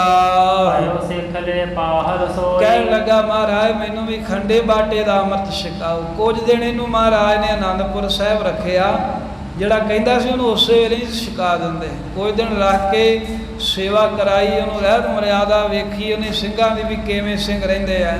ਫਿਰ ਜਦੋਂ ਅੰਮ੍ਰਿਤ ਤਿਆਰ ਹੋਇਆ ਤੇ ਮਹਾਰਾਜ ਦੇ ਕੋਲੋਂ ਖੰਡੇ ਬਾਟੇ ਦਾ ਅੰਮ੍ਰਿਤ ਉਸ ਵਣਜਾਰੇ ਨੇ ਛਕਿਆ। ਬਸਿਓ ਨਿਤ ਗੁਰ ਸ਼ਰਧਾ ਹੋਏ। ਅੰਮ੍ਰਿਤ ਛਕਣ ਤੋਂ ਬਾਅਦ ਗੁਰੂ ਸਾਹਿਬ ਤੇ ਬੜੀ ਸ਼ਰਧਾ ਹੋਰ ਵੱਧ ਗਈ ਇਸ ਸਿੱਖ ਦੀ। ਤੇ ਮੁਲਤਾਨ ਤੋਂ ਆਇਆ ਜਿਹੜਾ ਵਣਜਾਰਾ ਸੀ, ਵਪਾਰੀ ਸੀ, ਬਿਜ਼ਨਸਮੈਨ, ਇਹ ਆਨੰਦਪੁਰ ਸਾਹਿਬ ਹੀ ਕੁਝ ਸਮਾਂ ਮਹਾਰਾਜ ਦੀ ਸੇਵਾ ਵਿੱਚ ਰਹਿਣ ਲੱਗ ਪਿਆ। ਏਤਕ ਦਿਨ ਰਹਿ ਕੀ ਨ ਪਿਆਨਾ। ਆ ਕਿੰਨੇ ਹੀ ਦਿਨ ਮਹਾਰਾਜ ਦੇ ਕੋਲ ਰਹਿ ਕੇ ਸੇਵਾ ਕੀਤੀ, ਸਤਿਗੁਰਾਂ ਦੀ ਸੰਗਤ ਦੇ ਵਿੱਚ ਆਨੰਦ ਮਾਣਿਆ ਤੇ ਫਿਰ ਆਗਿਆ ਲੈ ਕੇ ਮੁਲਤਾਨ ਨੂੰ ਚਲਾ ਗਿਆ ਆਪਣੇ ਘਰ ਨੂੰ ਵਾਪਸ। ਪਹੁੰਚਿਓ ਆਪਣੇ ਜਾਏ ਸਥਾਨਾ। ਤੇ ਇਹ ਜਿਹੜਾ ਸਿੱਖ ਸੀ ਆਪਣੇ ਅਸਥਾਨ ਤੇ ਭਾਵ ਕੇ ਮੁਲਤਾਨ ਤੋਂ ਆਇਆ ਸੀ, ਮੁਲਤਾਨ ਪਹੁੰਚ ਗਿਆ। ਭੇਜਣ ਲੱਗਿਓ ਭੇਟ ਵਿਦ ਨਾਨਾ। ਆ ਫੇਰ ਆਪਣੇ ਨਗਰ ਦੇ ਵਿੱਚ ਹੀ ਆ ਨਾ, ਭਾਵੇਂ ਹਾਲਾਂ ਨਹੀਂ ਵੀ ਆਉਂਦਾ ਆਨੰਦਪੁਰ ਸਾਹਿਬ, ਤੇ ਜਦੋਂ ਨਹੀਂ ਆਉਂਦਾ ਕਿਤੇ ਤੇ ਜੇ ਕੋਈ ਸੰਗਤ ਆਉਂਦੀ ਹੈ ਉਹਨਾਂ ਦੇ ਕੋਲੋਂ ਬਹੁਤ ਸਾਰੀ ਮਾਇਆ ਭੇਟਾ ਗੁਰੂ ਘਰ ਦੇ ਵਿੱਚ ਭੇਜਣ ਲੱਗ ਪਿਆ। ਨਾਨਾ ਤਰ੍ਹਾਂ ਦੀਆਂ ਵਸਤੂਆਂ ਭੇਜਦਾ ਹੈ। ਅਜਾਇਬ ਦਰਬ ਮਹਾਨਾ। ਅਜਬ ਅਜਾਇਬ ਵਸਤੂਆਂ ਜਿਹੜੀਆਂ ਪਹਿਲਾਂ ਕਿਸੇ ਨਾਲ ਵੇਖੀਆਂ ਹੋਣ, ਅਤੇ ਬਹੁਤ ਮਾਇਆ ਦਸਵੰਧ ਦੀ ਇਕੱਠੀ ਕਰ ਕਰਕੇ ਜੋ ਮੁਨਾਫਾ ਹੋਇਆ ਵਪਾਰ ਵਿੱਚੋਂ ਆਨੰਦਪੁਰ ਸਾਹਿਬ ਭੇਜਦਾ ਹੈ। ਸਤਿਗੁਰ ਸਿੱਖ ਕੀ ਪ੍ਰਤੀਤ। ਇਸ ਤਰ੍ਹਾਂ ਗੁਰੂ ਗੋਬਿੰਦ ਸਿੰਘ ਮਹਾਰਾਜ ਜੀ ਨੇ ਆਪਣੇ ਸਿੱਖ ਦੀ ਜਿਹੜੀ ਪ੍ਰਤੀਤ ਹੈ, ਪਾਲਨ ਕਰਤ ਭਏ ਭਲ ਰੀਤ। ਆ ਕਹਿੰਦੇ ਬੜੇ ਭਏ ਭਲ ਰੀਤ, ਬੜੇ ਭਰੀ ਰੀਤੀ ਮਰਿਆਦਾ ਦੇ ਨਾਲ ਆਪਣੇ ਸਿੱਖਾਂ ਦੇ ਭਰੋਸੇ ਨੂੰ ਮਹਾਰਾਜ ਪਾਲਦੇ ਆ। ਸਿੱਖ ਭਰੋਸਾ ਕਰੇ ਗੁਰੂ ਤੇ, ਫਿਰ ਗੁਰੂ ਸਿੱਖਾਂ ਦਾ ਭਰੋਸਾ ਆਪ ਪਾਲਦਾ ਹੈ। ਸਦਕਾਪ ਮਹਾਰਾਜ ਜੀ ਕਾਇਮ ਰੱਖਦੇ ਨੇ। ਕਬ ਕਬ ਗੁਰ ਦਰਸ਼ਨ ਕੋ ਆਵੇ। ਇਹ ਵਣਜਾਰਾ ਸਿੱਖ ਕਦੀ ਕਦਾਈ ਕਹਿੰਦੇ ਮੁਲਤਾਨ ਤੋਂ ਚੱਲ ਕੇ ਗੁਰੂ ਮਹਾਰਾਜ ਦੇ ਦਰਸ਼ਨ ਵੀ ਕਰਦਾ ਹੈ। ਸੰਗਤ ਸੰਗ ਹਜ਼ਾਰਾਂ ਲਿਆਵੇ। ਆਪ ਤਾਂ ਜੁੜਿਆ ਹੀ ਹੈ, ਪਰ ਜਦੋਂ ਆਉਂਦਾ ਹਜ਼ਾਰਾਂ ਦੀ ਗਿਣਤੀ ਦੇ ਵਿੱਚ ਪੱਛਮ ਦੀ ਸੰਗਤ ਨੂੰ ਲੈ ਕੇ ਗੁਰੂ ਸਾਹਿਬ ਦੇ ਕੋਲ ਆਉਂਦਾ ਹੈ। ਤਵੇਂ ਹਜ਼ਾਰ ਤਨ ਦਇਓ ਸੁਨਾਏ। 2000 ਤਨ ਦਇਓ ਸੁਨਾਏ। ਤੇ ਇਧਰ ਮਹਾਰਾਜ ਨੇ ਸਿੰਘਾਂ ਨੂੰ ਕਿਹਾ, ਖਾਲਸਾ ਜੀ ਤੁਸੀਂ ਕਹਿੰਦੇ ਵੀ ਮਾਇਆ ਚਾਹੀਦੀ, ਮਾਇਆ ਕਹਿੰਦੇ ਆ ਲੋ 2000 ਆ ਗਿਆ ਜੇ। ਸੀਤ ਕਾਲ ਲਿਹੋ ਬਸਤਰ ਆ ਬਣਾਏ। ਠੰਡ ਦਾ ਸਮਾਂ ਆ ਰਿਹਾ ਵੀ ਜੋ ਤੁਹਾਨੂੰ ਰਜਾਈਆਂ ਤਲਾਈਆਂ ਕੋਈ ਬਸਤਰ ਚਾਹੀਦੇ ਗਰਮ ਬਣਾ ਲਵੋ। ਤਵੇ ਖਾਲਸੇ ਮੇਲ ਮੰਗਾਏ। ਕੀ ਕਰਨਾ? ਤਵੇ ਖਾਲਸੇ ਮੋਲ ਮੰਗਾਏ। ਉਸ ਵੇਲੇ ਫਿਰ ਗੁਰੂ ਗੋਬਿੰਦ ਸਿੰਘ ਮਹਾਰਾਜ ਜੀ ਦੇ ਕੋਲੋਂ ਮਾਇਆ ਲੈ ਕੇ ਤੇ ਖਾਲਸੇ ਨੇ ਜਿਹੜੇ ਜਿਹੜੇ ਕੋਈ ਨਾਗੇ, ਸਰਹੰਦ, ਕੋਈ ਰੋਪੜ, ਕੋਈ ਹੁਸ਼ਿਆਰਪੁਰ, ਇਹ ਸ਼ਹਿਰ ਪੈਂਦੇ ਸਨ, ਉਥੋਂ ਗਰਮ ਬਸਤਰ ਮੰਗਵਾਏ ਹਨ। ਦੇਖ ਨਿਹਾਲੀ ਲਏ ਉਹਨਾਂ ਬਣਾਏ। ਦੇ ਰੂਹ ਪਾ ਕੇ ਰਜਾਈਆਂ ਤਲਾਈਆਂ ਬਣਾ ਲਈਆਂ ਉੱਤੇ ਤੇ ਥੱਲੇ ਵਿਛਾਉਣ ਵਾਸਤੇ। ਦੋਹਰਾ ਇੱਕ ਦਿਨ ਜਨ ਥੋਰਨ ਵਿਖੈ। ਏਦਾਂ ਹੀ ਕਹਿੰਦੇ ਵੀ ਸਮਾਂ ਬਤੀਤ ਹੁੰਦਿਆਂ ਸਿਆਲ ਦੇ ਦਿਨ ਲੰਘ ਗਏ ਤੇ ਗਰਮੀ ਦੀ ਰੁੱਤ ਆਈ। ਥੋੜੇ ਕੁ ਸਿੱਖ ਸੇਵਕ ਮਹਾਰਾਜ ਜੀ ਦੇ ਕੋਲ ਬੈਠੇ ਸਨ। ਬੈਠੇ ਗੁਰੂ ਗੰਭੀਰ। ਆ ਕੁਝ ਕੁ ਸਿੱਖ ਬੈਠੇ ਆ ਤੇ ਉਹਨਾਂ ਦੇ ਵਿੱਚ ਧੀਰਜ ਧਾਰੀ ਗੰਭੀਰ ਗੁਰੂ ਕਲਗੀਧਰ ਮਹਾਰਾਜ ਸਾਹਿਬ ਜੀ ਬਿਰਾਜਮਾਨ ਹਨ। ਪਿਆਸ ਲੱਗੀ ਤੋਤ ਵਿਖਿਓ। ਮਹਾਰਾਜ ਸਾਹਿਬ ਜੀ ਨੂੰ ਪਿਆਸ ਲੱਗੀ। ਪਿਆਸ ਕਾਹਦੀ ਲੱਗਣੀ ਸੀ? ਗੁਰੂ ਸਾਹਿਬ ਜੀ ਦਾ ਕੋਈ ਬਹਾਨਾ ਹੀ ਹੁੰਦਾ ਹੈ ਵੀ ਭਲਾ ਕਰਨਾ। ਇਹ 100 ਸਾਖੀ ਦੀ 50ਵੀਂ ਸਾਖੀ ਜਿਹੜੀ ਆਰੰਭ ਹੋਈ ਹੈ, ਕਹਿੰਦੇ ਗੁਰੂ ਗੋਬਿੰਦ ਸਿੰਘ ਮਹਾਰਾਜ ਜੀ ਨੂੰ ਪਿਆਸ ਲੱਗੀ ਤੇ ਇੱਧਰ ਉੱਧਰ ਮਹਾਰਾਜ ਨੇ ਵੇਖਿਆ। ਤਬ ਗੜਵਾਈ ਨ ਤੀਰ। ਆ ਜਿਹੜਾ ਗੜਵਾਈ ਸੀ ਮਹਾਰਾਜ ਦਾ, ਜਿਹੜਾ ਹਰ ਸਮੇਂ ਕੋਈ ਜਲ ਪਾਣੀ ਛਕਾਉਣਾ, ਕੋਈ ਜਲ ਵਰਤਾਉਣਾ, ਉਹ ਗੜਵਈ ਮਹਾਰਾਜ ਜੀ ਦੇ ਪਾਸ ਨਹੀਂ ਸੀ, ਕੋਲ ਨਹੀਂ ਸੀ, ਜਿਹਦੇ ਕੋਲ ਮਹਾਰਾਜ ਜਲ ਛਕਦੇ ਸਨ। ਚੌਪਈ ਨਾਮ ਸੋ ਜਾਲਮ ਸਿੰਘ ਪੁਕਾਰੇ। ਉਸ ਗੜਵਈ ਦਾ ਨਾਮ ਸੀ ਭਾਈ ਜਾਲਮ ਸਿੰਘ। ਤੇ ਮਹਾਰਾਜ ਜੀ ਨੇ ਉੱਚੀ ਆਵਾਜ਼ ਮਾਰੀ, ਉਹ ਭਾਈ ਜਾਲਮ ਸਿੰਘ, ਪਿਆਸ ਲੱਗੀ ਐ, ਲਿਆਓ ਕਿਤੇ ਜਲ ਦਾ ਬਾਟਾ ਭਰ ਕੇ ਲੈ ਕੇ ਆਓ। ਜਾਲਮ ਪਿਆਸ ਲੱਗੀ ਸੋ ਹਕਾਰੇ। ਫਿਰ ਮਹਾਰਾਜ ਨੇ ਕਿਹਾ ਵੀ ਇਹ ਜਾਲਮ ਬਹੁਤੀ ਪਿਆਸ ਲੱਗੀ ਐ, ਵੀ ਲਿਆਓ ਛੇਤੀ ਜਲ ਲੈ ਕੇ। ਜਾਲਮ ਸਿਆਇਆ ਕਿੱਥੇ ਚਲਾ ਗਿਆ? ਲਿਆਓ ਸਰਦ ਜਲ ਪੀਵੇ ਹੇਤ। ਠੰਡਾ ਜਲ ਮਹਾਰਾਜ ਕਹਿੰਦੇ ਨਿਰਮਲ ਜਲ ਸਾਡੇ ਛਕਣ ਵਾਸਤੇ ਬਾਟਾ ਭਰ ਕੇ ਲੈ ਕੇ ਆ। ਜਬ ਬੋਲੇ ਕਿਰਪਾ ਨਿਕੇਤ। ਇਸ ਤਰ੍ਹਾਂ ਕਿਰਪਾ ਦੇ ਘਰ ਗੁਰੂ ਗੋਬਿੰਦ ਸਿੰਘ ਮਹਾਰਾਜ ਨੇ ਜਦੋਂ ਇੱਕ ਦੋ ਰਾਹ ਇੱਧਰ ਉੱਧਰ ਵੇਖ ਕੇ ਆਵਾਜ਼ ਮਾਰੀ। ਸਿੱਖ ਤਾਂ ਸਤਿਗੁਰਾਂ ਦੀ ਹਜ਼ੂਰੀ ਚੋਂ ਕਿਤੇ ਜਾਂਦੇ ਹੀ ਨਹੀਂ ਸੀ, ਪਰ ਜਦੋਂ ਕੌਤਕ ਕਰਨਾ ਹੋਵੇ ਆਪ ਹੀ ਮਨ ਪ੍ਰੇਰ ਕੇ ਕਿਧਰੇ ਘੱਲ ਦਿੰਦੇ ਸਨ। ਤੇ ਕਲਗੀਧਰ ਸਾਹਿਬ ਜੀ ਕਹਿਣ ਲੱਗੇ, ਉਹ ਜਾਲਮ ਸਿੰਘਾ ਛੇਤੀ ਆ, ਠੰਡਾ ਜਲ ਲੈ ਕੇ ਆ, ਛਕੀਏ, ਜਲ ਛਕਣਾ, ਪਿਆਸ ਲੱਗੀ ਆ। ਇੱਕ ਸਿੱਖ ਸੁਤ ਸੁੰਦਰ ਤਿਸ ਬਾਰੀ। ਆ ਉਸ ਵੇਲੇ ਮਹਾਰਾਜ ਸਾਹਿਬ ਦੀ ਆਵਾਜ਼ ਸੁਣ ਕੇ ਜਾਲਮ ਸਿੰਘ ਤਾਂ ਨਹੀਂ ਆਇਆ, ਹਾਲਾਂਕਿ ਕਿਤੇ ਦੂਰ ਗਿਆ ਸੀ। ਇੱਕ ਸਿੱਖ ਦਾ ਪੁੱਤਰ ਬੜਾ ਸੋਹਣਾ ਉਸ ਸਮੇਂ ਨਿਜ ਸਰੂਪ ਉਜਲ ਹੰਕਾਰੀ। ਆ ਇੱਕ ਮਹਾਰਾਜ ਦੇ ਲਾਗੇ ਖਲੋਤਾ ਸੀ ਤੇ ਬੜਾ ਸੋਹਣਾ ਸੀ। ਇਹਦੇ ਅੰਗ ਪ੍ਰਤੰਗ, ਹੱਥ ਪੈਰ ਗੋਰੇ ਚਿੱਟੇ ਸਨ। ਤੇ ਫਿਰ ਇਹਨੂੰ ਆਪਣੇ ਸੋਹਣੇ ਸਰੂਪ ਦਾ ਹੰਕਾਰ ਵੀ ਬੜਾ ਸੀ ਵੀ ਮੈਂ ਗੋਰਾ ਚਿੱਟਾ ਹਾਂ, ਕਿਉਂਕਿ ਜਿਹੜੀ ਹਉਮੈ ਹੈ ਨਾ, ਇਹ ਹਉਮੈ ਨੂੰ ਠਹਿਰਨ ਵਾਸਤੇ ਕੋਈ ਨਾ ਕੋਈ ਥਾਂ ਚਾਹੀਦੀ ਹੈ। ਇਹਦੇ ਅੰਦਰ ਸੁੰਦਰਤਾ ਦੇ ਰੂਪ ਵਿੱਚ ਹਉਮੈ ਠਹਿਰੀ ਸੀ, ਕਿਸੇ ਦੇ ਅੰਦਰ ਜਾਤ ਦੇ ਰੂਪ ਵਿੱਚ ਹਉਮੈ ਠਹਿਰਦੀ ਹੈ, ਕਿਸੇ ਦੇ ਅੰਦਰ ਵੀ ਮੈਂ ਗੁਣੀ ਬੜਾ ਹਾਂ, ਮੈਂ ਵੱਡਾ ਕੋਈ ਅਫਸਰ ਹਾਂ, ਮੈਂ ਮਾਇਆ ਧਾਰੀ ਹਾਂ। ਹਉਮੈ ਜਿਹੜੀ ਹੈ ਕਿਸੇ ਨਾ ਕਿਸੇ ਢੰਗ ਦੇ ਨਾਲ ਠਹਿਰਦੀ ਹੈ ਹਰ ਇੱਕ ਦੇ ਅੰਦਰ। ਕਿਸੇ ਨੂੰ ਹੁੰਦਾ ਵੀ ਮੇਰੀ ਉਮਰ ਬੜੀ ਹੈ, ਵੀ ਮੈਨੂੰ ਤੂੰ ਕਿੱਦਾਂ ਬੋਲਿਆ। ਹਰ ਇੱਕ ਬੰਦਾ ਜਿਹੜਾ ਹੈ ਨਾ ਆਪਣੀ ਹਉਮੈ ਲੈ ਕੇ ਫਿਰ ਰਿਹਾ।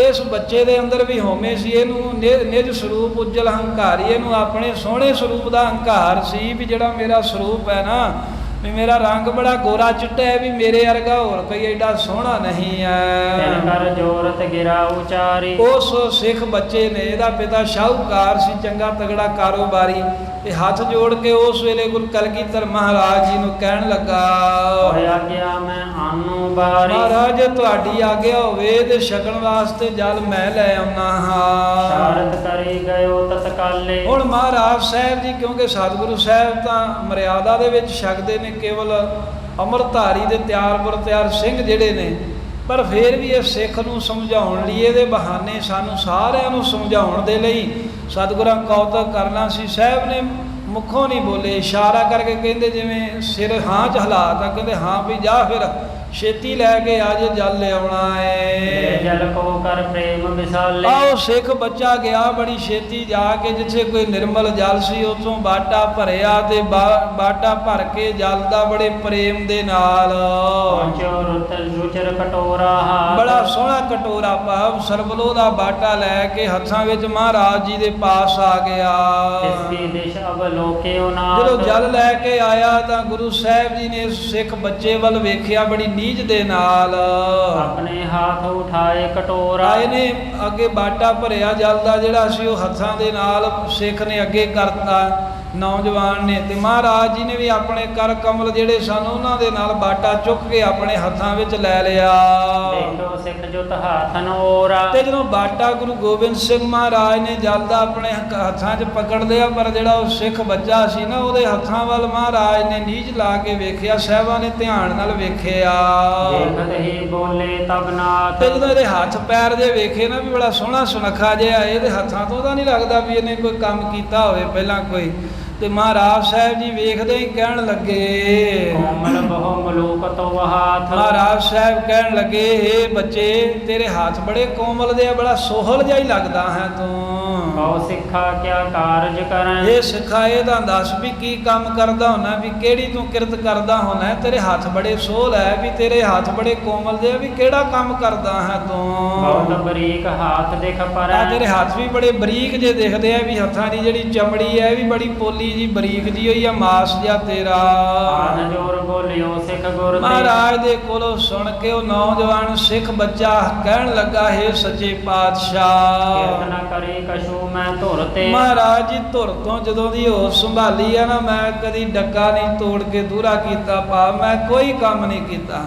ਕਰਨਾ ਵੀ ਕਿਉਂ ਹੈ ਮਹਾਰਾਜ, ਤੁਹਾਡੀ ਕਿਰਪਾ ਦੇ ਨਾਲ ਬਹੁਤੀ ਖੁੱਲੀ ਮਾਇਆ ਏ, ਨੌਕਰ ਚਾਕਰ ਹੈਗੇ ਨੇ, ਸਾਰੇ ਕੰਮ ਉਹੀ ਕਰਦੇ ਨੇ। ਤੇ ਸੱਚ ਦੱਸਾਂ ਮਹਾਰਾਜ, ਮੈਂ ਆਪਣੀ ਜ਼ਿੰਦਗੀ ਦੇ ਵਿੱਚ ਕਦੀ ਕੋਈ ਕੰਮ ਨਹੀਂ ਕੀਤਾ, ਕਦੀ ਹੱਡ ਨਹੀਂ ਹਿਲਾਏ। ਪਾਤਸ਼ਾਹ ਰਾਵਰ ਸਿੱਖ ਜੋਈ। ਮਹਾਰਾਜ ਜੀ ਉਹ ਜਿਹੜਾ ਕੋਈ ਤੁਹਾਡਾ ਕੋਈ ਸਿੱਖ ਸੇਵਕ ਹੋਵੇ, ਹਰ ਕੁਟੰਬ ਕੀ ਸੇਵਾ ਤੇ ਕੋਈ। ਜਾਂ ਕੋਈ ਜਿਵੇਂ ਪਰਿਵਾਰ ਦੇ ਵਿੱਚ ਕੋਈ ਕਿਤੇ ਮਾਤਾ ਪਿਤਾ ਨੂੰ ਜਾਂ ਕਿਸੇ ਹੋਰ ਨੂੰ ਲੋੜ ਹੋਵੇ, ਕਿਸੇ ਦੀ ਮਹਾਰਾਜ ਮੈਂ ਕਦੀ ਕੋਈ ਸੇਵਾ ਨਹੀਂ ਕੀਤੀ, ਕਿਉਂਕਿ ਮੈਨੂੰ ਲੋੜ ਹੀ ਨਹੀਂ ਪਈ। ਜੇ ਕੋਈ ਸਿੱਖ ਆਉਂਦਾ ਸਾਡੇ ਘਰ 'ਚ ਨੌਕਰ ਹੈ, ਉਹਨਾਂ ਨੂੰ ਕਹਿ ਕੇ ਜਲ ਪਾਣੀ ਛਕਾ ਦਈਦਾ ਹੈ। ਜੇ ਕੋਈ ਮਹਾਰਾਜ ਮਾਈ ਬਾਪ ਨੂੰ ਲੋੜ ਹੋਵੇ, ਝੱਟ ਹੀ ਨੌਕਰਾਂ ਨੂੰ ਆਵਾਜ਼ ਮਾਰੀ ਦੀ ਆ, ਉਹ ਭੱਜੇ ਆਉਂਦੇ ਨੇ। ਜਿਸ ਕਰਕੇ ਨਾ ਤੁਹਾਡੇ ਸਿੱਖਾਂ ਦੀ ਤੇ ਨਾ ਮਹਾਰਾਜ ਜੀ ਮੈਨੂੰ ਕੋਈ ਆਪਣੇ ਪਰਿਵਾਰ ਦੇ ਮੈਂਬਰਾਂ ਦੀ ਸੇਵਾ ਕਰਨੀ ਪਈ, ਮੈਂ ਕੀਤੀ ਕੋਈ ਨਹੀਂ। ਮੈਂ ਨਹਿ ਕਰੀ ਹੇਤ ਕਿਸ ਫਲ ਕੋ। ਆ ਕਿਸੇ ਫਲ ਵਾਸਤੇ ਮਹਾਰਾਜ ਕੋਈ ਲੋੜ ਹੀ ਨਹੀਂ ਹੈ, ਵੀ ਲੋੜ ਵਾਸਤੇ ਕਰੀਦਾ ਕੰਮ, ਲੋੜ ਹੀ ਕੋਈ ਨਹੀਂ। ਤੁਹਾਡੀ ਕਿਰਪਾ ਦੇ ਨਾਲ ਲਹਿਰੇ ਬਹਿਰੇ ਬਣੇ ਨੇ, ਜਿਸ ਕਰਕੇ ਮਹਾਰਾਜ ਮੈਂ ਕਦੀ ਵੀ ਕੋਈ ਵੀ ਸੇਵਾ ਕੋਈ ਵੀ ਕੰਮ ਨਹੀਂ ਕੀਤਾ। ਆਨਿਓ ਅੱਜ ਕਟੋਰਾ ਜਲ ਕੋ। ਬਸ ਅੱਜ ਪਹਿਲਾ ਦਿਨ ਹੈ ਮਹਾਰਾਜ ਤੁਹਾਡੇ ਵਾਸਤੇ, ਉਹ ਵੀ ਗੁਰੂ ਗੋਬਿੰਦ ਸਿੰਘ ਮਹਾਰਾਜ ਜਲ ਮੰਗ ਰਹੇ ਨੇ, ਤੁਹਾਡੇ ਵਾਸਤੇ ਮਹਾਰਾਜ ਮੈਂ ਜਲ ਦਾ ਬਾਟਾ ਭਰ ਕੇ ਲਿਆਂਦਾ ਏ। ਨਿਜ ਕਰਤੇ ਪੂਰਨ ਗੁਰ ਅੰਨ। ਤੁਹਾਡੇ ਵਾਸਤੇ ਮਹਾਰਾਜ ਮੈਂ ਆਪਣੇ ਹੱਥਾਂ ਦੇ ਨਾਲ ਇਹ ਬਾਟਾ ਨਿਰਮਲ ਜਲ ਦਾ ਭਰ ਕੇ ਲੈ ਕੇ ਆਇਆ। ਉਂਝ ਮਹਾਰਾਜ ਨਾ ਕੋਈ ਕੰਮ ਕੀਤਾ ਹੈ ਤੇ ਨਾ ਹੀ ਕੋਈ ਕਰਨ ਦੀ ਲੋੜ ਪਈ ਹੈ। ਕਰਨ ਕੀਨਸ ਆਪਨ ਬੇਗਾਨਾ। ਹਾਂ, ਹੋਰ ਮੈਂ ਕੋਈ ਮਹਾਰਾਜ ਕੰਮ ਨਾ ਕਦੀ ਆਪਣਾ ਕੀਤਾ ਹੈ ਤੇ ਨਾ ਕਦੀ ਕਿਸੇ ਦੀ ਬਗਾਰ ਪੂਰੀ ਕੀਤੀ, ਨਾ ਆਪਣਾ ਨਾ ਬਗਾਨਾ। ਇੱਥੋਂ ਤੀਕਰ ਆ ਵੀ ਮਹਾਰਾਜ ਮੈਂ ਖੁਦ ਫੜ ਕੇ ਨਹੀਂ ਕਦੀ ਪਾਣੀ ਪੀਤਾ, ਇਸ਼ਾਰਾ ਹੀ ਕਰੀਦਾ ਹੈ ਤੇ ਨੌਕਰ ਉਸੇ ਵੇਲੇ ਲੈ ਕੇ ਆ ਜਾਂਦੇ ਆ। ਨਾ ਕਿਸੇ ਬਗਾਨੇ ਉਪਰੇ ਦਾ ਤੇ ਨਾ ਮੈਂ ਮਹਾਰਾਜ ਆਪਣਾ ਕੋਈ ਨਿੱਜ ਦਾ ਵੀ ਕਦੀ ਕੰਮ ਨਹੀਂ ਕੀਤਾ।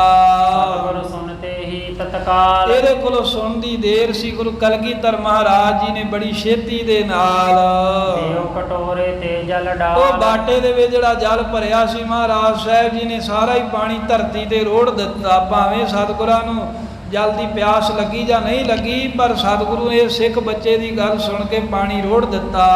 ਕਜੋ ਕੋ ਸਿੱਖ ਕਾ ਕਰ ਜਲ ਛੋਹਿਓ। ਇਹਨੇ ਬੜੀ ਹੈਰਾਨੀ ਜ਼ਾਹਰ ਕੀਤੀ, ਕਹਿੰਦਾ ਮਹਾਰਾਜ ਜਲ ਰੋੜ ਦਿੱਤਾ।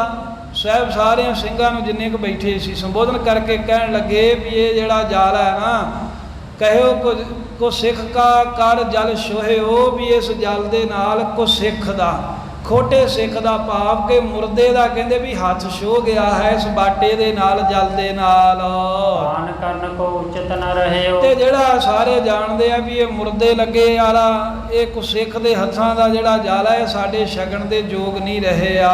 ਜਦੋਂ ਇਹਨੇ ਮਹਾਰਾਜ ਸਾਹਿਬ ਨੇ ਇਦਾਂ ਕਿਹਾ ਨਾ, ਤੇ ਹੋਰ ਥਾਂ ਇਦਾਂ ਲਿਖਿਆ, ਇਹਨੇ ਕਿਹਾ ਮਹਾਰਾਜ ਮੈਂ ਆਪਣੇ ਬੜੇ ਧਿਆਨ ਦੇ ਨਾਲ ਜਲ ਭਰ ਕੇ ਲਿਆਇਆ, ਬੜਾ ਸੋਹਣਾ ਸਾਫ਼। ਉੱਥੇ ਮਹਾਰਾਜ ਕੋਈ ਮੁਰਦਾ ਨਹੀਂ, ਕਿਸੇ ਪ੍ਰਕਾਰ ਦੀ ਕੋਈ ਇਹੋ ਜਿਹੀ ਗੱਲ ਨਹੀਂ ਜਿਵੇਂ ਤੁਸੀਂ ਕਹਿੰਦੇ ਵੀ ਮੁਰਦੇ ਦੇ ਹੱਥਾਂ ਦੇ ਨਾਲ ਮੁਰਦੇ ਨਾਲ ਛੋਹਣ ਕਰਕੇ ਜਲ ਪਵਿੱਤਰ ਹੋ ਗਿਆ ਤੇ ਅਸੀਂ ਤਾਂ ਰੋੜ ਦਿੱਤਾ।